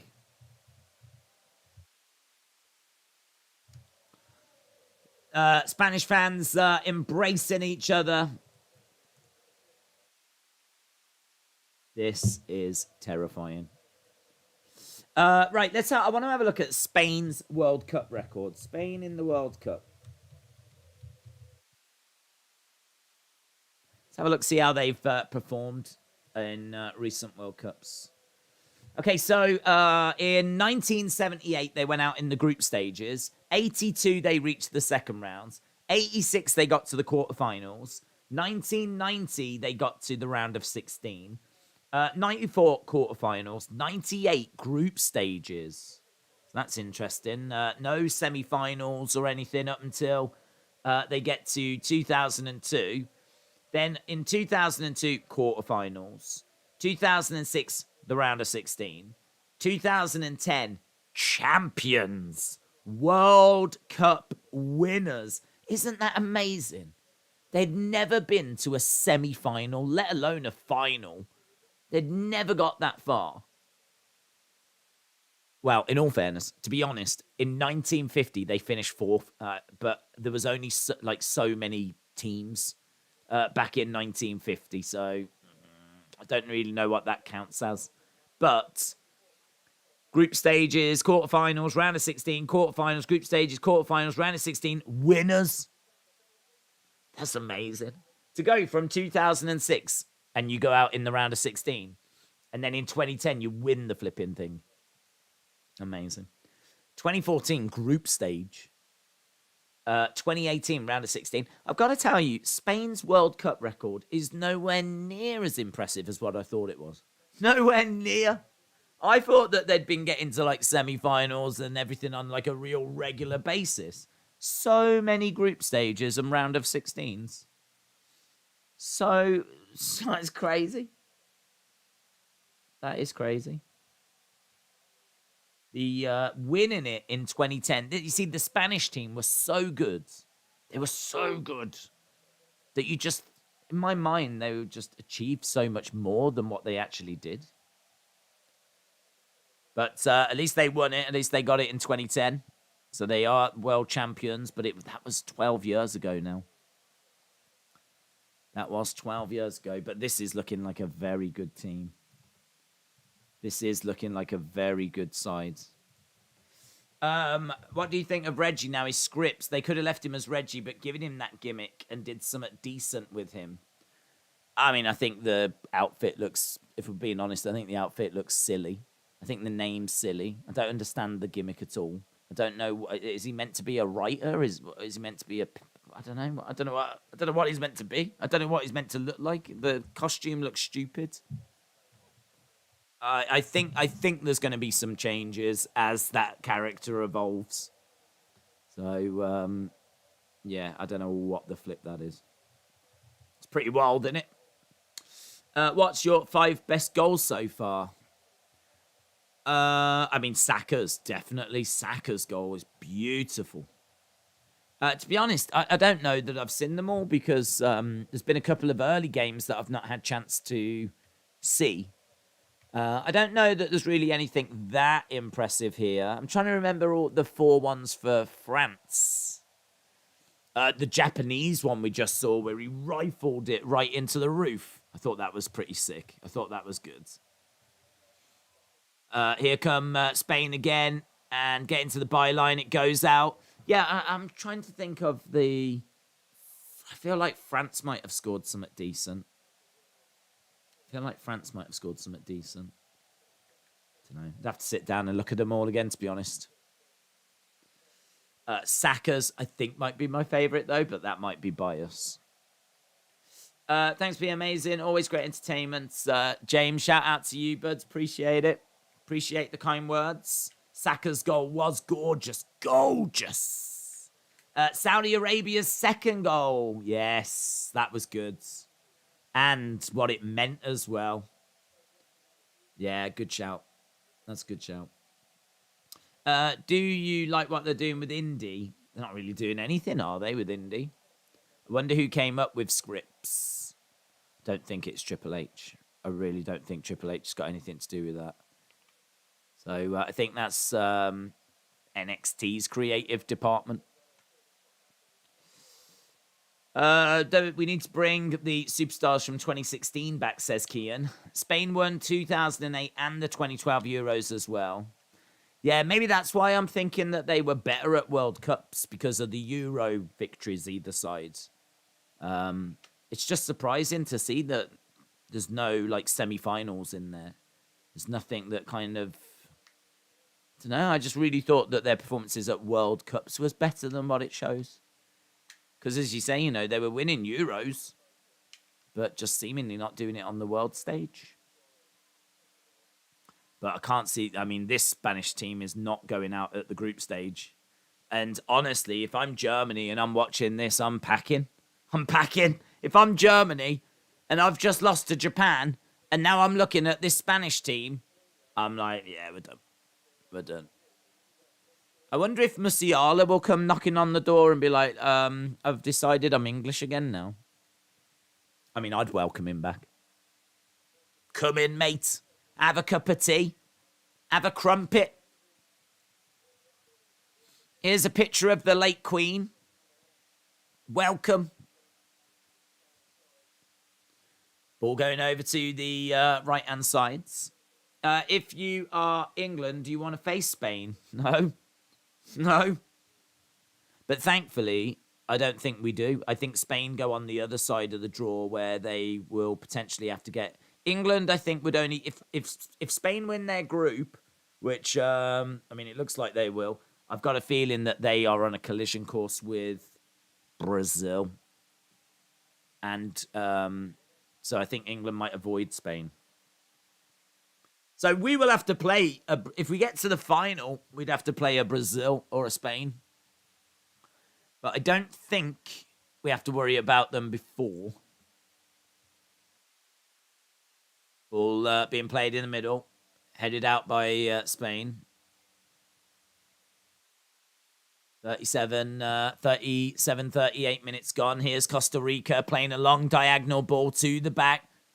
Dinked in the middle, headed clear by Spain, edge of the area. Spain looking to bring it out. The problem with the game is it's just lost all drama in it. There's no drama. They're, yeah, I mean, they were trying to play out from the box, and the commentator just said there was no way Spain were going to be thumping that downfield. It's just not in their culture. It's not what Spain do. Spain keep the ball. They keep possession. They treasure possession. Possession is everything for Spain. Ball going over to the right-hand side. 82% possession. 5 shots. 3 on target. Spain are purring. We're around the halfway line. We're 7 minutes away from half-time. Ball being played back into the centre. Goes over to the left-hand side. Back into the middle. Spain just passing this around. So Spain being very effective with the ball, which is, as we said, one of the big criticisms from previous tournaments is that they haven't been very effective. They've passed it around, but they've not really done a great deal with it. Here we are really seeing them do something with the ball. Really getting into dangerous positions. And there we go, ball being won back. They momentarily lost it.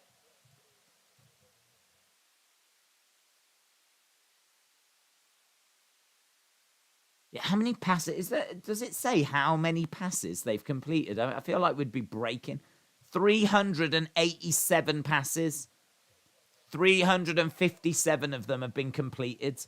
387 passes. 92% of them have been completed.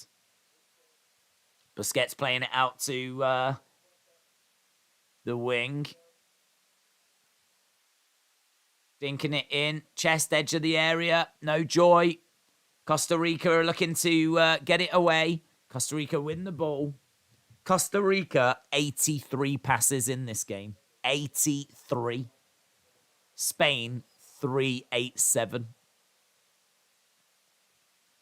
I mean, can we compare that to like what happened earlier with Germany? Germany 7-7-1 in their game. 7-7-1 is what Germany finished on. So, can Spain beat Germany's 7-7-1? At the moment, they're at 3-8-7. I think they will. I think they will easily, to be honest. That gives us something to keep an eye on. So now we can at least look and see if they're going to get more passes than Germany. Why not do another movie watch along where you watch it without YouTube actually going live? Elf. Why not do another movie watch along where you watch it without YouTube actually going live? What? Where I'm watching it thinking people are with us, but they're not actually with us? I mean, you all know I've done that before. I've done... we did about 20 minutes on the Wrestling Escape pod the other week where we were chatting away and then it turned out we weren't live. That was wild. They can hold the ball for 3 days, says the game. Have you heard Kane is injured with an ankle injury? He is expected to be all right, to be honest. News came out that nothing majorly was shown or nothing bad was shown on the scan. And apparently he was training today, so should be all right. They said in the studio on TV that they think England have been a bit coy about it, though. They're a little bit worried. England haven't come out and just said, yeah, he's all right. But I wonder if that's a bit of a tactic. I wonder if that's a case that they don't want USA to know if he's going to play or if he's not going to play. I don't know. Here's Spain looking for a bit of a shot from distance there, but it's easily blocked. Have you ever thought about doing the post-show review for AEW, maybe after the World Cup's over? I have, but I probably wouldn't do it because I think there's a lot of stuff we talk about where it's like, I don't, if something happens on AEW, I'd be like, why? I don't really understand where this match has come from. Like, the build for this hasn't felt good. And I just know people will be like, actually, if you watched Rampage, you would have seen this, you would have seen that. Actually, if you watched AEW Dark, then you'd know this, you'd know that. And because I don't watch those shows, it kind of makes me think, well, I can give a perspective as a fan that only watches Dynamite, but I think as someone that doesn't watch all of their programming, I don't know. I feel like if you're going to do it, you need to watch it all, don't you? And I ain't watching it all. I'm definitely not doing is that. I am not watching Dark and Elevation. Ball being played forward, so yeah, that's why we don't do it. What do you think about the Sugar Show against Funkmaster? I'm down for it. Let's have a look. I mean, I think O'Malley against... everyone thinks that Yarn was robbed. I mean, there's a lot of people unhappy that Sugar Sean got given that result, but, I mean, he still was fighting and working hard and looked good in that fight. He certainly didn't look like he was completely outclassed like I thought he was going to be. So, big fight. That would be a big fight if they do it. I mean, I don't know. I feel like Aljamain would get the dub, but it's a bit unpredictable, Sugar Sean, to be honest. His performance against Yarn was better than I was expecting. So now it's kind of made me doubt a little bit as to where he's at skill-wise. I still think Sterling would retain, but I'd be down for seeing it. Offside against Spain, and we are almost at the 45-minute mark. Spain are now at 487. That's jumped up a lot, hasn't it? This must update like every few minutes or something. Seeing Costa Rica fans sat in the stands there, I mean, what do you do? What do you do?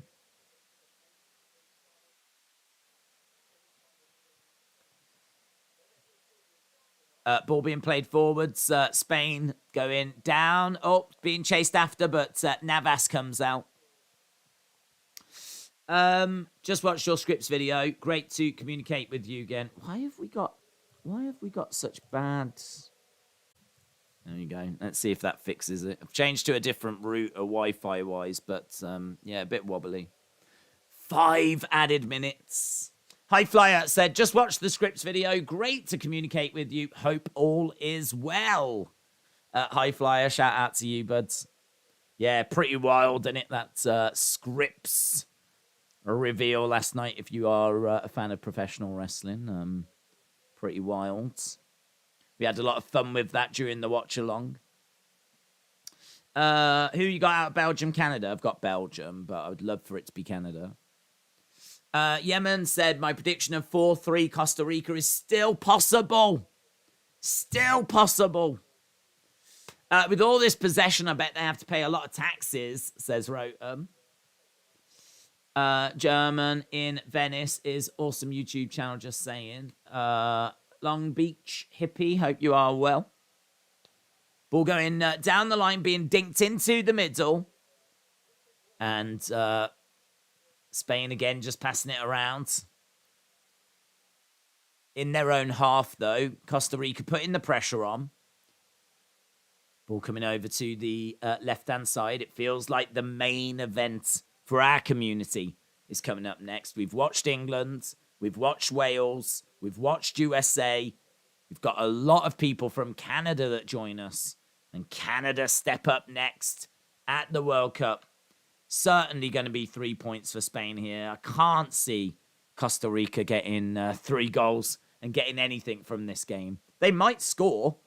I doubt they'll score. But I would say so good. As ball in the middle. As good as you could hope for, really, this from Spain. As good as you could hope for. Passing it around. Dominant in possession. Doing something with it. Clinical. Scoring 3 goals. Could have been more. No shots against. It's scary stuff from Spain. Did you get a phone call? Yeah, over Nathan Fraser. No, I think I saved I think I saved myself at the end by really going into detail and explaining that that was a joke. So hopefully the message has got out there. Either that or someone just hasn't bumped him off yet. You know, maybe they're saving it for later in the day. I don't know. Where are you from? I can't work out. I feel like it's Midlands, but I just can't make it out, says Steve. It is the Midlands. So it is... My family are from Birmingham, but I didn't grow up in Birmingham. I'd go there each weekend to see my grandparents. And I've worked and lived in Birmingham. So Birmingham is very much the city that I have sort of grown up with. But I'm from about 20 minutes outside a little town called Stourbridge, where Jude Bellingham is from. It's where Jude Bellingham was born. Jude Bellingham was born there, and he played for Stourbridge as a kid. Stourbridge Youth. So me and Jude, best of friends, basically. Never met each other. He'd love to meet me, but best of friends. Do you have a copy of today's paper for the scrapbook to remember Script's debut? Oh, that's a good point, that is. It's a good point. I don't think, I think because of it being so late, it didn't make today's papers. Here's Spain again. Oh, shot just wide. Asensio, ball played into Asensio, and the ball goes wide. Yeah, I don't think it made it. It'll probably be in tomorrow's. Do you think we will see Wrestling Days against Roman Reigns? No. Roman fears Wrestling Days. Days wants Dominic with Thea Hale. You don't score until you score, says Brian. Has any of the players ever used the World Cup for a toilet? Well, no, because the World Cup's not a cup. Which I'm sure I must have thought about as a kid, but I've never really thought about since. The old World Cup was sort of a cup. It was a trophy, and it had like a little sort of container, like cup-like thing that at the top. It's not really a cup, even the old one, but it's more of a cup than this. This isn't a cup. It's absolutely, there is nothing about this that's a cup. It can hold zero liquid. Zero liquid. I think actually it might be hollow, so you might be able to put liquid in it, but there's no way of putting liquid in it. It's just hollow, but it's not a cup. It's not a cup. There's no part of it that's a cup. So the whole thing is a lie. The whole thing is a sham. It's the world statue. That's what it is. The world statue. Do, do, do, do. For those that haven't seen the World Cup, because I know there will be people joining us that might not know what the trophy looks like. Oh, you can actually buy replicas of the World Cup, you know. You can actually buy replicas. The World Cup trophy. Let's go here. Half-time is 3-0. It is 3-0. Can you put a straw in it? It looks like you could, but you can't. It does look like something you could put a straw in. There, look. So there's the original World Cup, 1930 to 1970. Designed by Abel Lafleur. It showed Nike, the Athenian goddess of victory. Gold-plated. It weighed 3.8 kilograms. And it was stolen in 1983. In 1970, as the rules stipulated, it was won outright by Brazil after their third victory. So after Brazil won it 3 times, they got to keep it. But then in 1983, it was stolen. So that's what the first World Cup looks like. It looks rubbish, doesn't it, to be honest? That is the Jules Rimet Trophy, which England won in 1966. So England have never won the new World Cup or the newer World Cup. They won that thing, which looks like a flipping participation award. Do you know what I mean? That does not look like the most prized trophy in the world, does it? In all fairness, the one on the right, I think that does. I think that looks pretty cool. I think the current World Cup I think is pretty cool. So that is human figures holding up the earth. Base is circled by two rings of malachite. I almost said a bad word. Malachite. Winners' names are on the base, which I never knew, actually. I didn't know the winners were put onto the base of the World Cup. Never knew that. The new trophy cannot be won for good. Forget it. Forget it. There is a space for winners to be entered onto the base until 2038. And then I've heard there will be a new World Cup in 2038. I think they changed the design in 2038 because at the moment you can fit the winners on the bottom, but only up until 2038. So then I think there will be a new design. But this is it. And this looks like something prestigious, to be honest. Like, it looks like... But it's not a cup. It's not a cup. There's no part of it that's a cup. Like, it's not a cup. You might be able to get some liquid in some of the ridges or something if you turned it on its side, but it's not a cup. So, yeah, botched it. I can only imagine that when they revealed it, people are like, but it's not a cup. I mean, it's a nice trophy, but it's not a cup. And so you can see all the winners of the trophies. So Uruguay, Italy, Uruguay, Germany, Brazil, England, Brazil, Germany, Argentina, Italy, Argentina, Germany, Brazil, France, Brazil, Italy, Spain, Germany, France. So France winning it twice. They are the current holders. Germany winning it too many times. Spain, obviously, as we saw earlier. Argentina winning it in 78 and 86. And Brazil haven't won it since 2002. That's a long time for Brazil. That's a long time. Brazil are probably due a World Cup win, in all fairness. Although England haven't won it since 1966. Let's not go there. But it's not a cup. First one is sterling silver with gold plate. The new one is just plated. First one is more valuable, says Ewerman. Yeah, but look at it. It looks trash. Do you know what I mean? The first one might be more valuable. But look at it. Looks rubbish.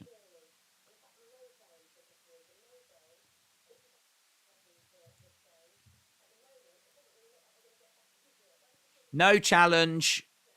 It doesn't look like they're going to get back into it. No shots, no goals.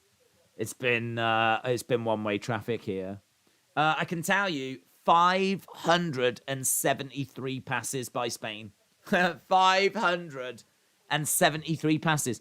They are going to break over 1,000 passes in this game. Over 1,000 passes. To put that into perspective, Germany earlier in their game, they got 771. Japan only 270. Who had a really good game so far at the World Cup? France. France had a decent game, didn't they? Let's have a look, see what France did. France managed 723. England had a good game. Let's have a look, see how many passes England managed. England managed 797. So it seems like most teams are around 700 odd. Most teams, successful teams, seem to be around 700 odd passes. England 797. Not bad. Not shabby. Not shabby at all. Don't forget they won that game 6-2 and they got 797 passes. Here we are with Spain right now, half time.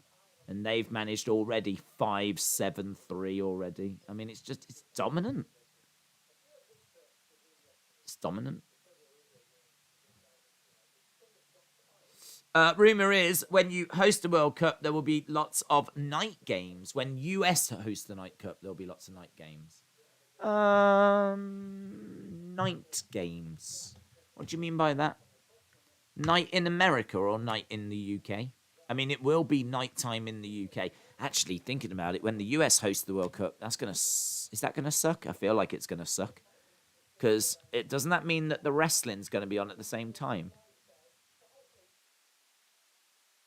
I got a feeling that means that wrestling and World Cup will be on at the same time, to be honest. I know Wales probably won't win, but I think we need to win to make a name for ourselves, says Kian. Spain have played the best football in the tournament. Do you agree? Yes. Yes, I agree. They always play wonderful football. The only problem with Spain is that they don't have a final product. The fact they've scored 3 goals is terrifying because it's the only problem they have is scoring goals. And they've scored 3 in one half. Granted, it's against Costa Rica, but this is terrifying. This is terrifying that Spain are doing this.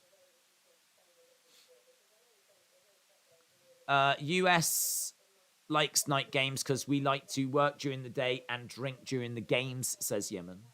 What games have we got tomorrow? It's a good question. Let's have a look. Tomorrow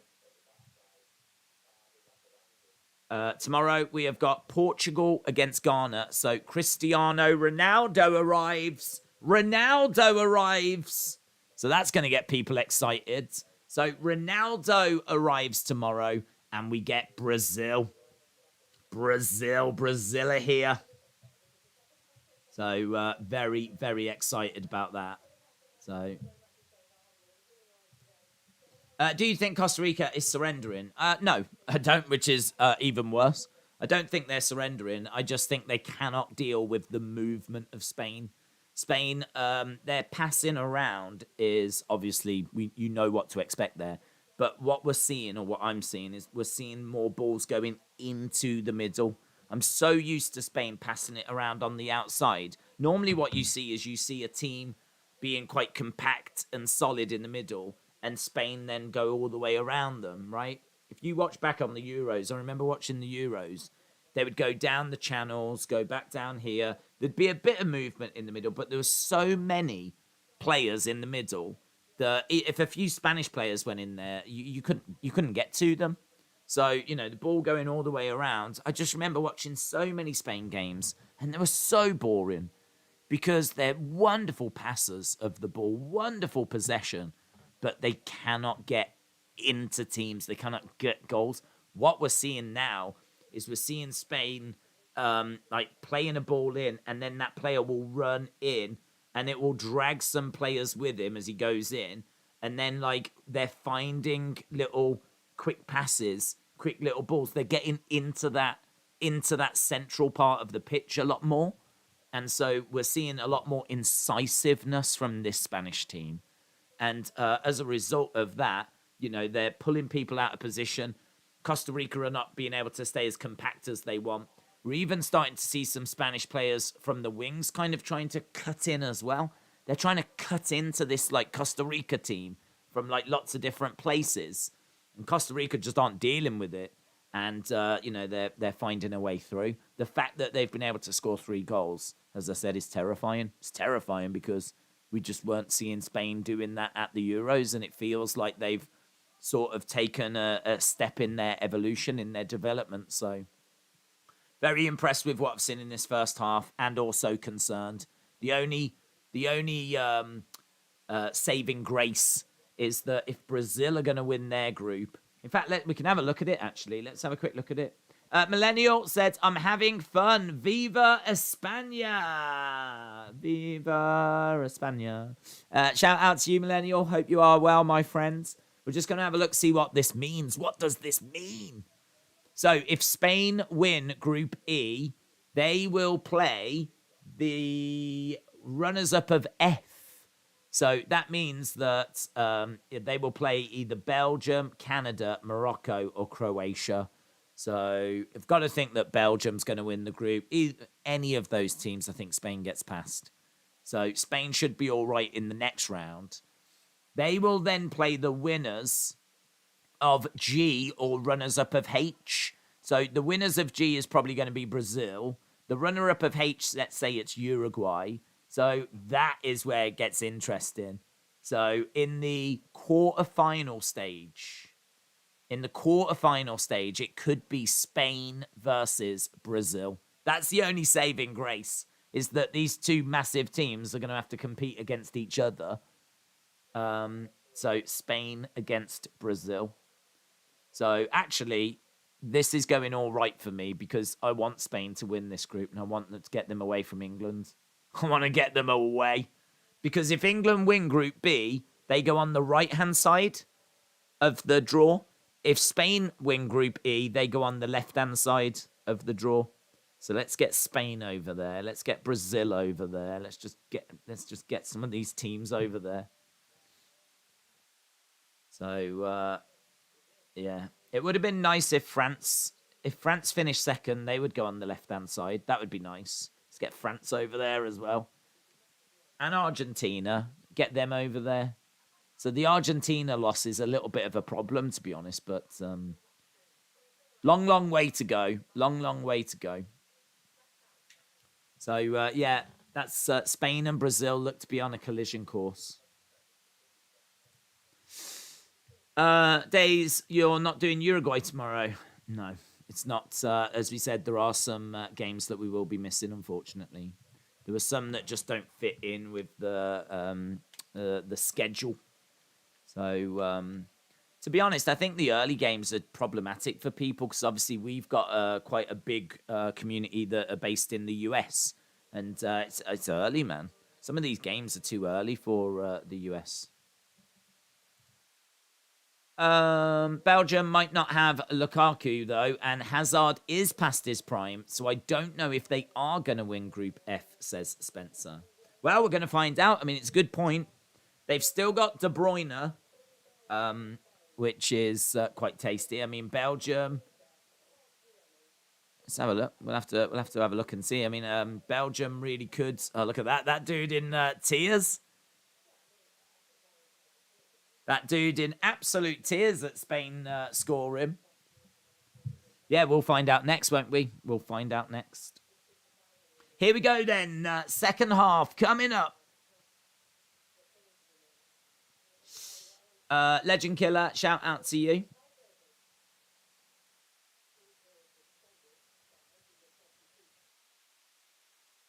Boom.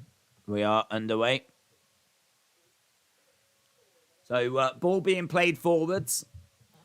And comes back, headed forward by Costa Rica. Ball bouncing around. And picked up, knocked back. So, it goes all the way back to the Spanish goalkeeper. Who doesn't know what the World Cup looks like, says Trini. Well, it's not a cup. That's what we've learnt at half-time.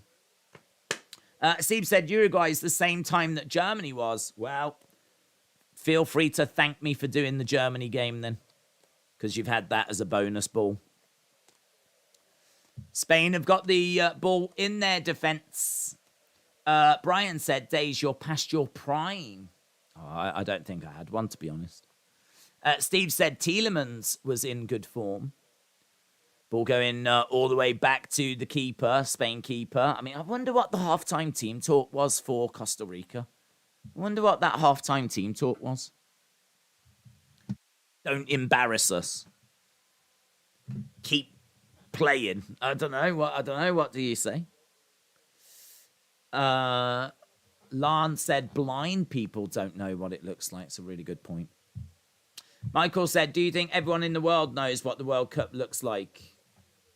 No. No. I don't think everyone in the world... Do all 8 billion people in the world know what the World Cup looks like? No. I mean, apparently only 3 billion watch the World Cup, which I'm really surprised at. I genuinely thought that it would have been more. Genuinely thought like it would be more. But then when you think about it, you've got like, you know, a lot of sick people and ill people and people that aren't interested in football. There's a lot of countries, whole countries like China, for example. I just don't think football resonates in China. They are shown the Premier League, but what the viewing figures are like, I have no idea. But, you know, their national team, for example, I mean, think of the size of China.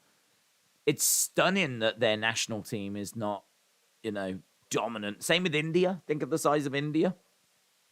It's stunning that their national team is not here. I mean, not even a top team. Not here. Is Spain again on the outside? Shot goes over. Skied over. Michael, I am doing great and I am watching the World Cup, says Legend Killer. Yeah, I'm really surprised it wasn't more. I was surprised it was only 3 billion. But then, as we said, China, India, I'm sure there's plenty of other countries that don't watch. Ball being played forward, and Costa Rica are trying to get on the end of it, but they just can't get any control of it. Bounces down in their own half. Don't forget, we are not too far away from Belgium and Canada. That coming up next, our third game of the day. Here's Spain battling away. Ball in the middle. Knocked into the centre. Here comes Spain breaking forwards. Countering into the middle. Spain, look at that. I mean, it's weird. We're watching Spain counter-attack. They don't counter-attack with much pace, do they? Watching a Spain counter-attack is really weird. They're much more possession-based, much more like build-up play. Watching them like counter in there is really slow. 607 passes. Are you doing Belgium-Canada, or is this the last game? No, we're doing Belgium-Canada. What is the smallest country in the tournament? Don't know the smallest by geography, but smallest by population is that qualified was Wales. If you count, I think, nation that didn't qualify, I think it would be Qatar, because they didn't qualify. They just go through as hosts. So I think there's like 2 million people in Qatar, but there's only 300,000 that are actually Qatari citizens. Everyone else is, foreigners that are coming over to do work and whatever. But they've got different nationality. I think there's only 300,000 Qatari people that are actually born and have citizenship. So that makes them the smallest. Size-wise, I don't know, but population, it's Wales and Qatar. I suppose being a part of the Commonwealth, I view sports like football and cricket, much like England and UK, says Trini. Yeah. I mean, obviously the Commonwealth has resulted in these sports going kind of all over the world. I think that's one of the positive things that England gave the world. That's one of the positive things to come out of the Commonwealth. So that's good. At least there was something nice. So football's pretty good. Cricket's fun. This Friday's SmackDown will be the first time that Bray and Alexa will be on the same show since WrestleMania. What do you think will happen? Is Alexa on the show, is she? I don't remember them saying that she'd be on the show.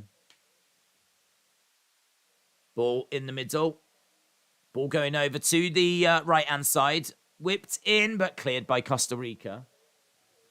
Did she announce that? I must have missed that. Her saying that she was going to be on that show. What do I think will happen? I would imagine they'll probably have her bump into Bray, and it might be a bit awkward then.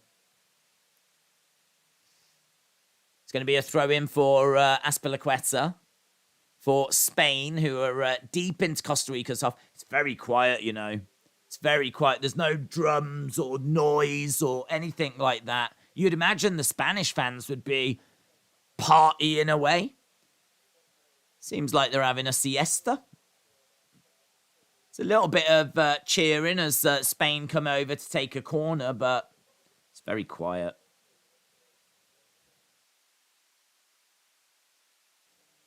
Gonna look to take it short.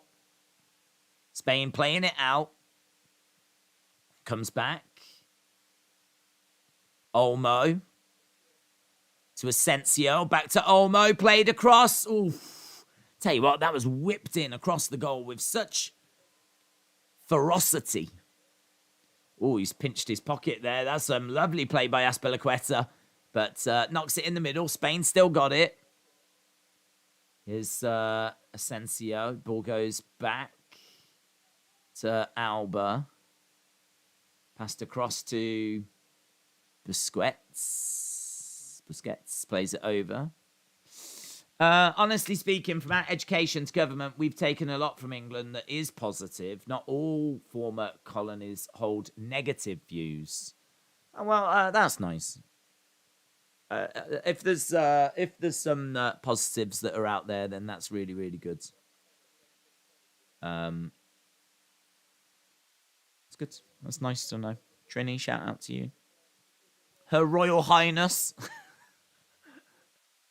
The fifth member for Bianca's team will be announced on SmackDown. That's why they said it on Raw commentary.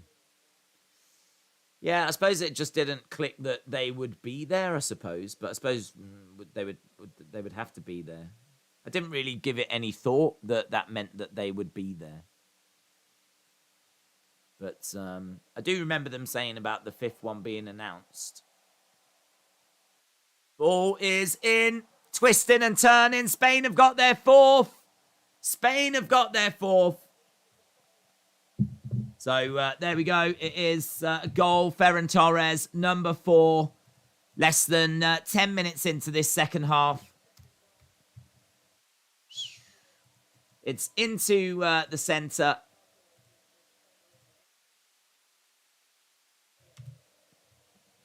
Yeah, that was... It's all so easy, man. It's all so easy, and it's all very concerning.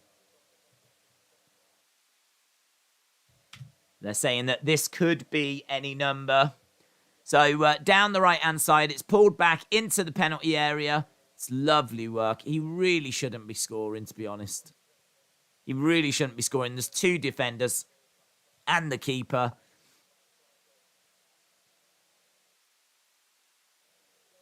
I mean, I don't feel like Costa Rica are that bad, but they just don't look brilliant here at all. I mean, I don't know if it's Spain looking good or Costa Rica looking atrocious.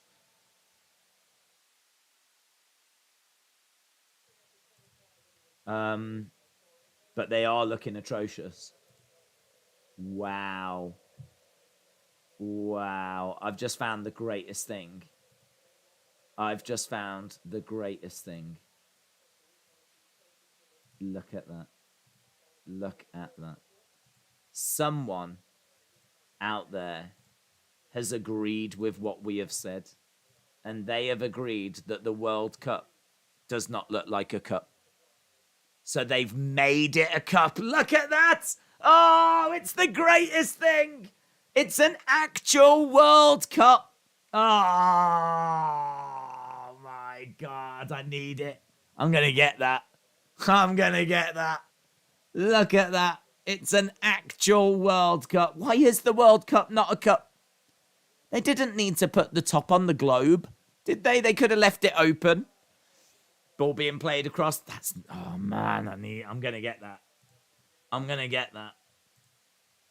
It's £12.54. £12.54. The sturdy beer glass holds 15 ounces of... And I love the fact they've listed what it can hold.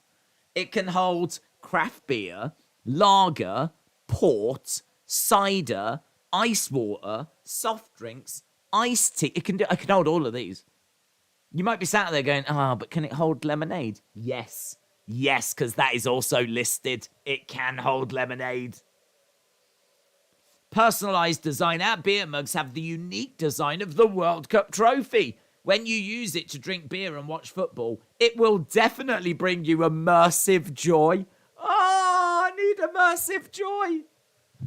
Immersive joy. Punch clear there by Navas. Immersive joy. Oh, God. I've never known immersive joy. Immersive joy. I've had joy. I've had immersive experiences, but I don't know if I've ever had immersive joy.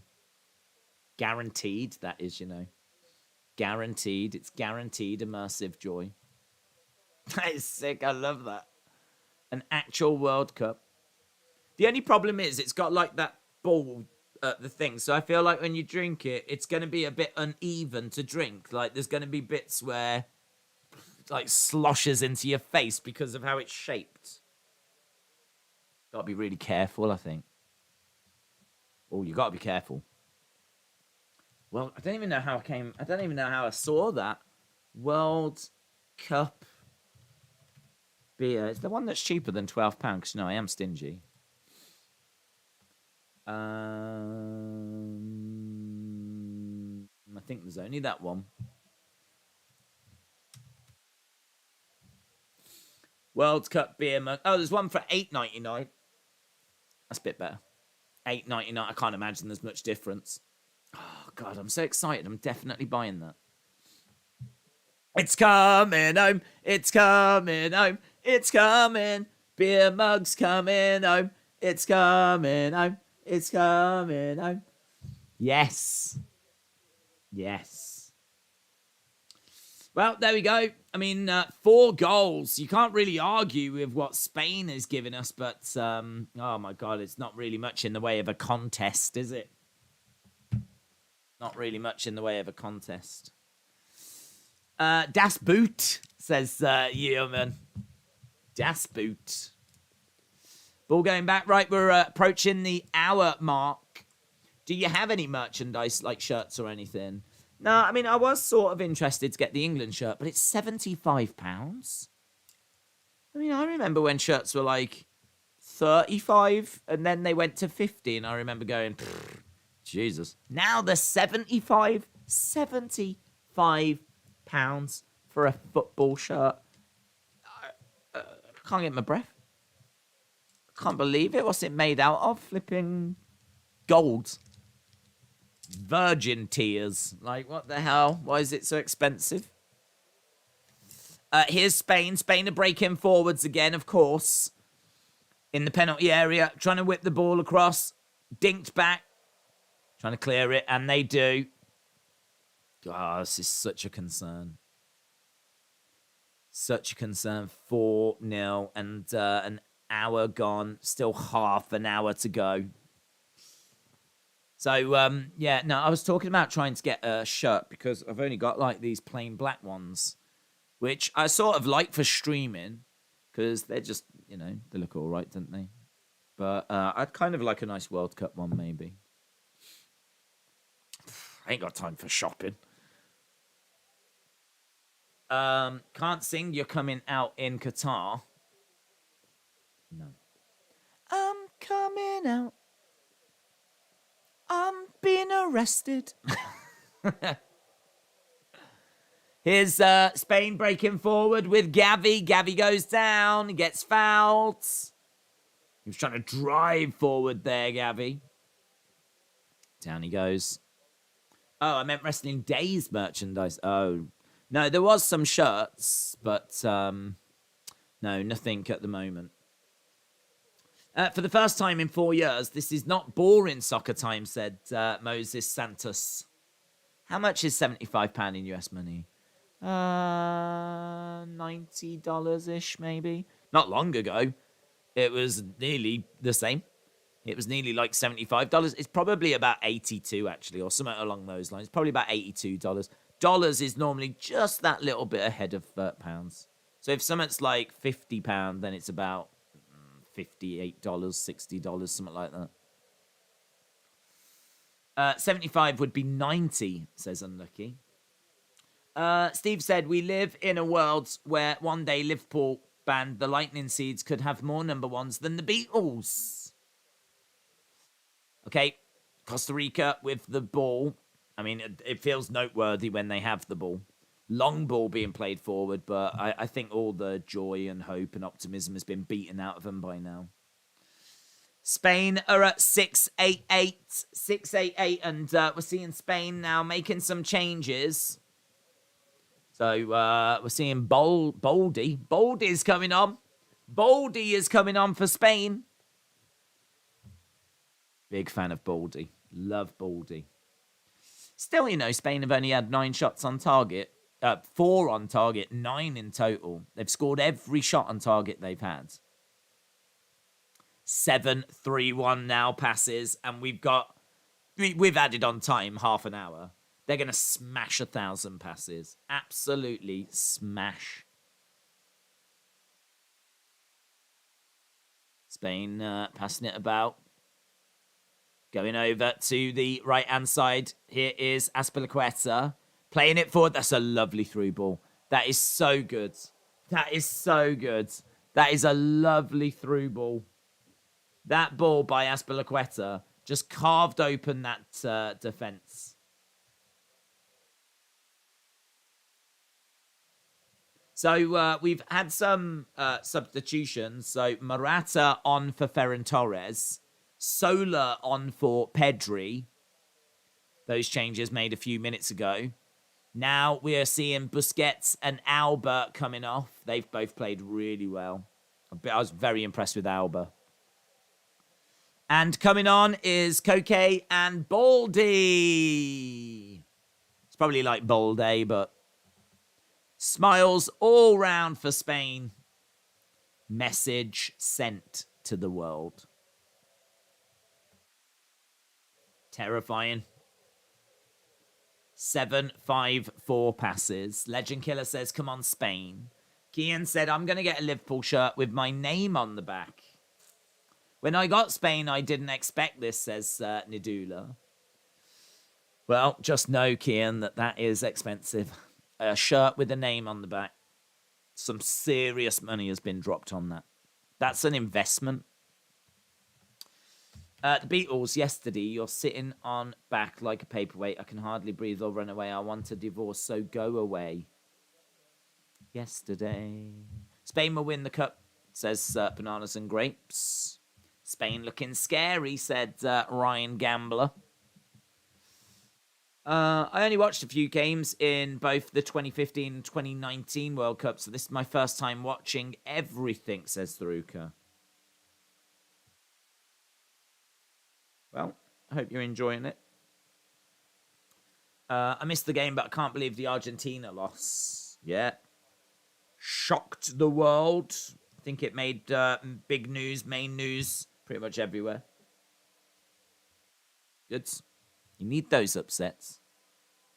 It's what makes sport so intriguing, isn't it? I mean, if the favourites just always win, how dull. I mean, look at what happened earlier today. Japan beating Germany. Seems like a while ago now, but here comes Spain. Trying to find a way forward, getting to the byline, dinking it back. Oh, headed clear by Costa Rica. Nduna said Brazil are going to win. Saudi Arabia is my second country, said Miss.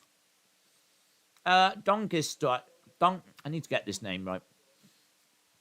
Donkistador. Donkistador. What does that mean? What's the Donkistador? The Donkistador. I don't know what that is. I don't even know what it could relate to. The Donkistador. The Donkistador. What is that? Let me know. I know this is off topic, but what time is AEW tonight? 1 a.m. Can't wait for MJF's first promo. I take it you are not doing a stream. No, we're doing the stream. All these World Cup streams are additional. We're still doing all the wrestling stuff. I wouldn't have done this if it meant not doing those. Don't. Donkstador is like the Conquistador. Ah, okay. Got you. So, you've took Conquistador and changed it to Donkistador. Don't is an expression for a poor player in poker. Well, we're learning some stuff here. Right. 24 minutes to go. Oh, donk. Donk is an expression for a poor player in poker. So if there's a poor poker player, you call them the donk. I never knew that. That's interesting. In the middle, here's Spain. Oof, nice tackle. Good tackle by Costa Rica. Edge of the area. Got the ball, trying to bring it out. Guess what? They lose it. Oh, crunching tackle, but they're going to be penalised for that. Referee gives Calvo a yellow card. He gives Calvo a yellow. It's short for donkey. Oh. The singer, Chris Martin, from Coldplay's parents, used to live about 5 minutes from me. Didn't know, and about 4 years ago, I think they sold the family home. It was in Devon. Loved Coldplay when they came out with that first album. They were my band, man. I flipping worshipped them. Loved them. Loved Parachutes. I just thought the tracks were amazing. And the stuff before. And then the second album came out and I didn't love it as much. Because it started to get quite big in its sound. And you could tell that they were writing for like stadiums. And it sort of lost the intimacy of the first album. And I didn't like it as much. But I was still on board. And then the third album came out and I liked that less. And I just found over time I've drifted away from them, which is a real shame. But that, honestly, when you talk about some of my favourite albums of all time, Parachutes, I would always include Parachutes. I love that album. Even now, I love that album. And I think a lot of their singles have been really good, really, like, they're poppy, but if you don't mind poppy stuff, I think it's pretty good. But yeah, not a band that I follow anymore, unfortunately. Love Parachutes, though. Ball being whipped into the back post and into the hands of Navas. I've got Taco Bell. Oh, Sonny, hello, mate. Hope you're well. Have you checked if Spain got more passes than Germany? Well, I think they had done it, actually, last time we checked, but let's have a little look. So, Germany had 771, and Spain right now are 785. 785. They've already surpassed Germany, so they have beaten Germany. I think England did 7-9 something. So they're about... No, well, it's just updated. They're now at 800, so they beat that as well. So there we go. Spain, I think, right now have had more passes in a game than any other country at this World Cup. I can't think of any other country that was as dominant on the ball as France and England. I mean, who's kept the ball? No one's kept the ball as much as this. Spain comfortably is going to have the best possession of the World Cup so far. And they're going to have the most passes. I'm very confident in that. Very confident in that. So they're already at 800 and we've still got 20 minutes to go. 20 minutes still left to go. Insane. Wade Barrett used to go to the same school as me. Coldplay's guitarist went there as well. I'm all right. I've just come back from an appointment and I've got my Taco Bell. Sonny, Canada are playing in the World Cup next. Canada, calling Canada. It is your time. Almost in 20 minutes. I see Spain doing excellent, says Sonny. Yes, they are dominating. Scary. Aguilera is coming on.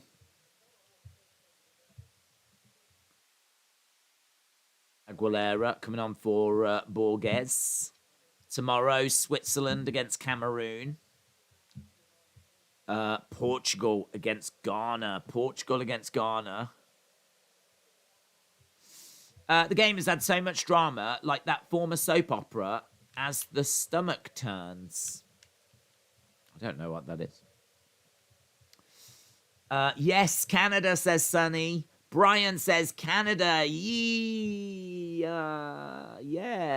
I think it's yeah, actually. Yeah. I thought it was more like yeehaw, and then I was like, that's not Canada. I hope they come out dressed like Mounties. That would be sick. On horseback. That'd be cool. Days, do you like the match and what team are you rooting for? I'm a bit bored, to be honest. Spain have got it won. It's in the bag. Spain are passing it around. It's effortless. I feel like they're just in second gear. I feel like if Spain really wanted to score more goals, I think they could. I really think they could.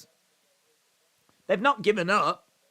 They're still like, battling for balls and still trying to play balls forward. And I'm sure all these players would love to get on the score sheet because who doesn't want to score a goal at the World Cup? So, but I think it's different. And this would be different if they really needed a goal. Ball going through to Navas. Here's Costa Rica playing the ball out. Costa Rica have got the ball around the halfway line. Who am I rooting for? There's no one to root for here. I mean, is he onside? Costa Rica in the penalty area, but Spain with 3 players back, and now it goes. Oh. Now the flag goes up. Yeah, he was off. He was offside. Momentarily, it looked like Costa Rica might just get through, but they didn't. Aww. What team am I rooting for? Well, I would root for Costa Rica here, but there's not really much point doing that, is there? Because clearly they're not winning this. Are you going to make predictions for War Games? War Games. Yeah, I might try and do a quick something tomorrow, but it would only be quick. It wouldn't be... here comes Spain again, bursting forward, edge of the area. Good work there by Navas. Ball dinked in, edge of the area, side-footed, and it's in! Oh, it's a beautiful finish. Gavi with a beautiful finish. Flicks with the outside of the foot. And it's 5. Wow.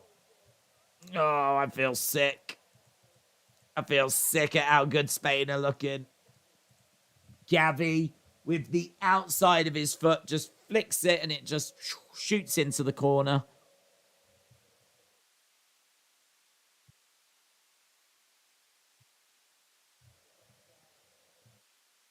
Look at this. Let's have a look at this finish again. Dinked up, edge of the area, bang, outside of the boot, clips off the post as well. What a finish. What a finish. Oh my God. I tell you what though, that's the kind of shot that if it had spun wide, everyone would be like, oh God, what's he done that for? Why is he not just like got his laces on it? But because it's spun and hit the bar and gone in, and everyone's like, well, I'm like, oh my God, that's amazing. I wonder if he meant to do that. I think he did. I think if he really wanted to like get his foot behind it, like the laces of the shoe, like behind it, I think he could have. Instead, he uses the outside of his foot and the ball like spins away from the keeper, hits the post and bounces in. It's amazing. It's a beautiful finish. It's a beautiful finish. Well, we're up to 5. We are up to 5. Morata. 5 goals. This is awesome, says Tharuka. This is awesome. This is awesome. Days, I wanted to warn you about something. UFC streams, when you scream, your mic mutes the part when you scream. Yeah, I'm trying to fix it and I don't know how to fix it. Because people have told me how to do it, but it doesn't work on the Windows 11. Like, it seems like what people have told me to do might have worked on Windows 10, but it's not. It doesn't work on Windows 11. It's not. It's actually nothing to do with the microphones. I bought a new microphone. It's not the microphone. There's a setting or something that when it gets loud, it does cut out. And I feel like it should be relatively simple to fix. I feel like it's clicking a button or doing something or turning a setting off. But I mean, jeez, there's so many settings. There's so many. It could be something in OBS. It could be something on my computer. It could be something in the sound settings. It's like, I've tried to look for it. I can't find it. I did actually go and today, actually, this morning, I really dug into the sound settings on my computer. And I did turn something off that someone had mentioned before. So Someone will have to tell me if like the sound has cut off at all today. I don't know if like because there's been a few times where I've made a bit of noise. What with like I tell you what I want to do. I need to go back and watch the Japan Germany stream because when Japan scored that winner, I know I was loud, and I'll be interested to know if the mic cut off then. If it did, then clearly I've not fixed the problem. If it hasn't, maybe the problem's been fixed. Don't know. How many passes now? How many passes? We are at 885. Oh, hello. There's a lot of pushing and everything going on. A lot of pushing and shoving. We are at 885. 12 minutes to go. Equalizer. Wow, the equalizer as well, yes. The equalizer, I'm sure I made some noise during, but the winner, I would have made noise as well. Not exciting enough game to know you're too quiet. This one is probably too quiet, this game, yes, but I think certainly the Germany-Japan, it did cut off. But then it's not fixed. It's not fixed. It's so weird because we never used to have this problem. Never used to have it, and now we do have it. And it's been ever since I got the new PC, so... Don't know. Days, news, CBS, classic movie Christmas. Breaking news. Brandon, I hope you're well.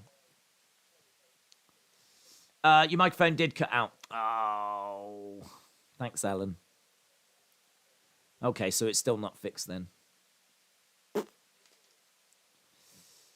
Ball to the back post there by Costa Rica.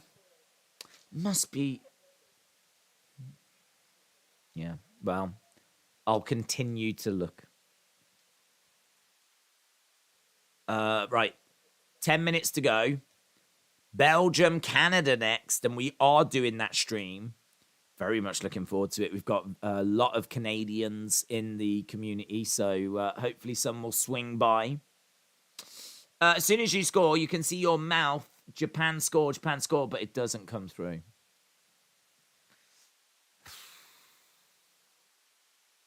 Wonder if that's what I was saying. I might have been saying something else. No, it probably was that in all fairness. Yeah, I don't know. I really don't know. It's weird. It never used to do it. I feel like it is a setting somewhere.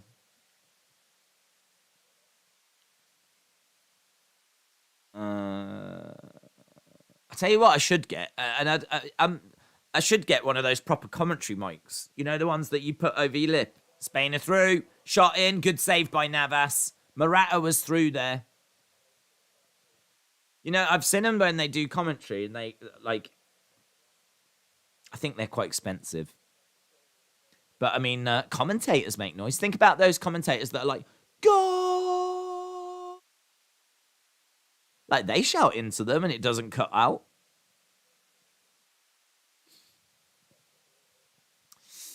I'm still waiting for the movie How Wrestling Days Saved Christmas. Daruka said, almost a sixth goal. When Wales get the winning goal in the final, can you make sure it's fixed for then? Sure.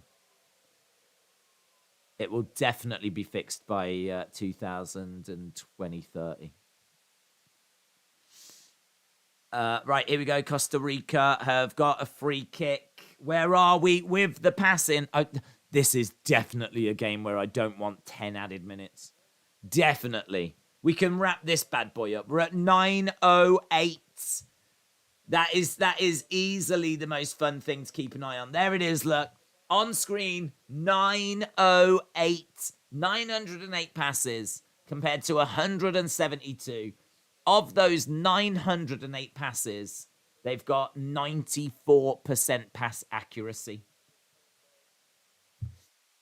Get a Mr. Kennedy style microphone. Kennedy.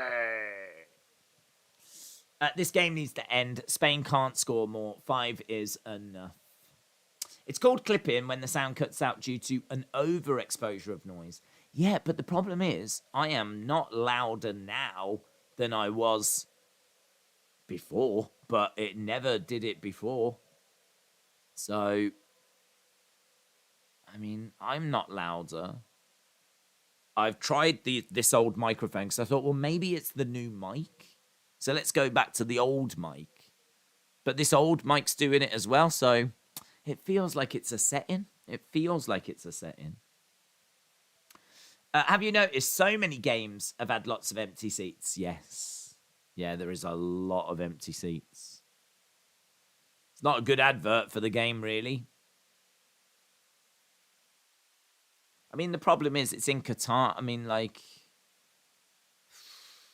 I don't know. It's hard, isn't it? Maybe these stadiums just didn't need to be this big. I mean, it's not that soccer isn't popular. It's just, you know, there's no locals. This is a World Cup that's going to lack local support because there's 2 million people and they've got to do everything in the country. Do you know what I mean? That's nurses and office workers, and out of that tiny pool of people, how many are going to be free to go to the game? And would they want to buy tickets to go and watch Spain versus Costa Rica anyway? Do you know what I mean? Like, so this World Cup in particular is so reliant on people traveling to Qatar. And because of the bad press and everything, who wants to travel to Qatar? I mean, certainly no one from the LGBTQ plus community. So, do you know what I mean? Like, they don't feel that safe, and yeah. It's not good. It's not good seeing all these empty seats. Anyone see the terrible state of the World Cup Hotel Village? No, I haven't, no. Trini said, the venue is not welcoming. It makes it hard to want to go, even for dedicated football fans. What do you think about the World Cup expanding to 40 teams? I like it. I like it. I know that there's going to be a few people down on it because it means that like weaker teams are going to be in the early first stages. But two things that I would say. First of all, anyone can beat anyone, as we've seen from Saudi Arabia and Argentina, right? So anyone can beat anyone.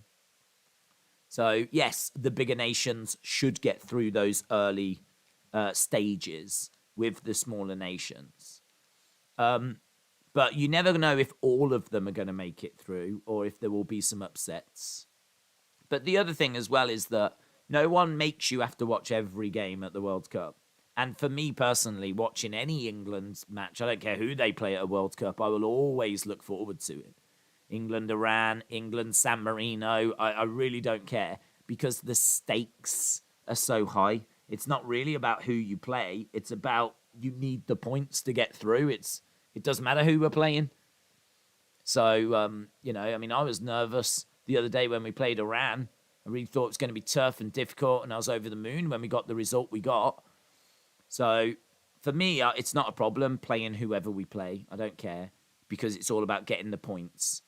And as well as that, I just think, like, no one says you have to watch every game at the World Cup. So you don't have to watch all these smaller nations if you don't want to. But think about what it means to them. Think about like the people of Scotland right now that would love to be at this World Cup that just missed out. Think about Italy that would love to be here and how passionate their fans are that would just missed out. Think about New Zealand that just missed out to Costa Rica. Like there's some think about Norway and Erling Haaland that hasn't made it and how he would love to be here. You know, there's some big nations that miss out. And I think, you know, expanding it to 40, I think I'm for it. I'm for it. I don't know quite how it works in regards to the structure and like what it actually means for the tournament. Like, I don't know, does each group go to 5 teams instead of 4 teams or something? I don't know. But no, I'm for it. I'm for it. I can't see too much against it. What happened to your Twitter accounts? Hopefully nothing. Hopefully it's there. It was there this morning, so hopefully it's there. What happened to Norway and Italy? What happened to Norway and Italy? They didn't qualify. Norway have not got a very good team, but they do have one of the great players in the world right now in Erling Haaland. Through ball, Navas is coming out, and he gets there. So, yeah, they missed out, Norway. I actually don't know how they finished. I don't know how close they were. Even with it expanding, they might not make it still. I genuinely don't know. We can have a look at that in a sec. But Italy, they got through to the knockout rounds and they got knocked out. I think it was North Macedonia, believe it or not. North Macedonia knocked them out. Let's have a look. Norway qualifying. So they were in the same group as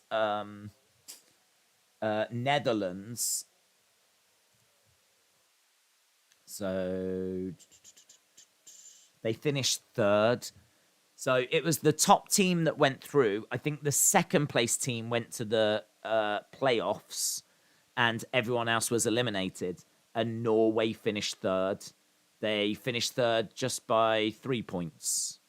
So they were third. Turkey were second. Netherlands topped the group. But I mean, if you look at the teams that finished second, so Serbia and Portugal, they qualified. Portugal got through the playoffs. Spain and Sweden. Spain came through. Sweden went to the playoffs. They got knocked out. Switzerland, Italy. There's six. There's six right at the end. Ball whipped into the middle. Navas tried to get a hold of it. I think he ended up knocking it out and it's put away by Spain. Spain have got six. Spain have got six. Wow. Spain have got six. 6 goals for Spain. 6 for Spain. Pain for Costa Rica. Ball whipped into the middle. He palms it into the centre. So there's no assist there. It's number 19 that slots it home. I actually don't know who number 19 is. It's Sola. There we go. Sola puts it, slots it home. 6 for England, 6 for Spain. But England conceding 2. 8 added minutes. What the flip? 8 added minutes. I hate this extra time. We don't need 8 added minutes.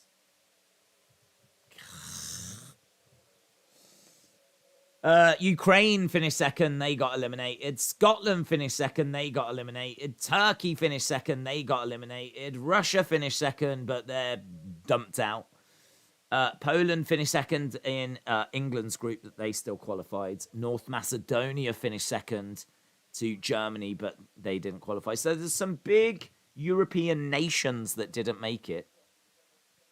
So slightly expanding the tournament a little bit. Just, let's in your Swedens, your Ukraines, your Norways maybe, or your Turkeys.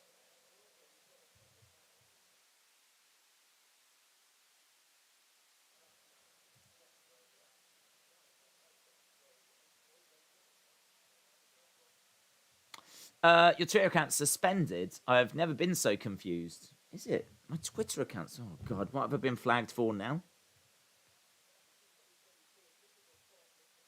Let's have a look. What have I done now? We've determined that you've broken Twitter rules. You can submit an appeal.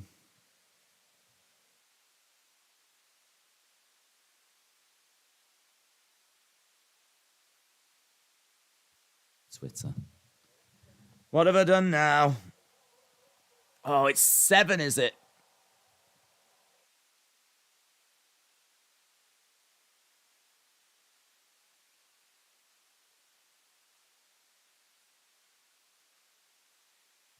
Okay, so 7, just as I was looking at the Twitter situation. Yeah, this is dominant, isn't it? This is absolute destruction. Where is... Where is... Look at that lovely little 1-2 right on the edge of the area. Plays it into Morata. He side foots it into the corner. I don't know who got the assist there. Who got the assist? Hang on, I've got a few tabs open. Where's my other tab gone? Oh, here. Morata. Doesn't say at the moment. As soon as we get the assist thing in there, I'll drop it on screen. 7 at the World Cup in the opening game. Unbelievable. Long shot from distance. Elon Musk doesn't like you. No, apparently not. Well, I mean, look, I will appeal it, but I don't. I'd love to know what I'm accused of doing. I've been here. I've been streaming. What I haven't even tweeted. I've sent out a couple of links to this watch along. That's it. I mean, I sent out. What have I sent out? I mean, look, I can show you my tweets because I can read them. I can view them. I've got that on scripts revealed. Really enjoyed last night's NXT. Then I've got a link to the Germany game. That was at 5 hours ago. And then 4 hours ago. Then I've got a link to the Spain game. That was 2 hours ago. And then 1 hour ago. And that's it. That's all I've done. That's all I've done. I haven't done anything up in here.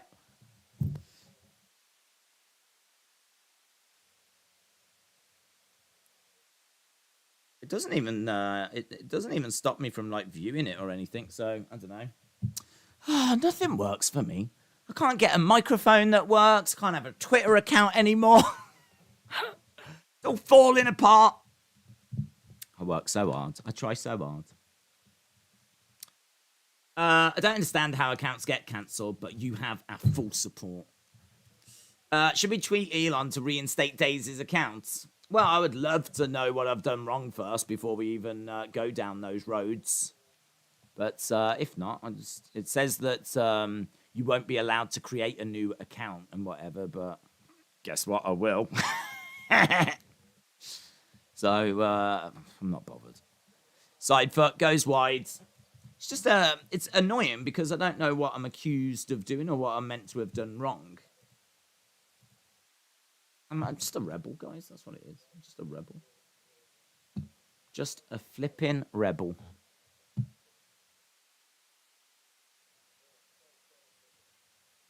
To be honest, would anyone be that surprised if it just turned out that Twitter was broke and that maybe I hadn't even done anything wrong? I thought Twitter would be different. How do you make a new account after being suspended without being suspended again? I don't know because I've never been suspended, so I don't know. I've never looked into it. I mean, I can't see how can they stop you if you create a new email and create a new account. I don't understand. I mean, it's probably if it probably won't let me do one connected to that email. But what would stop me creating a new email and just creating a new account? I don't know. But more than that, what am I even accused of doing? Like, I'll probably look to appeal it first, of course. But right now, I don't even have any message from them. I haven't got any. I don't have an email. I don't have any communication. I didn't even know about it until a few minutes ago. But I just looked at my emails. I haven't received an email from them. So what's that about? I haven't even got an email.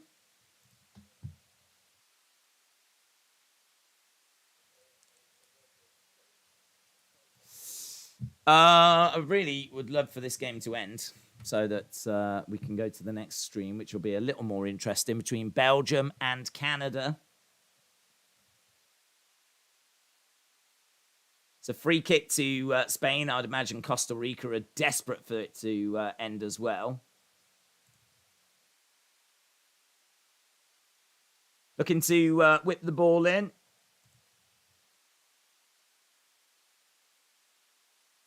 Ball in and cleared.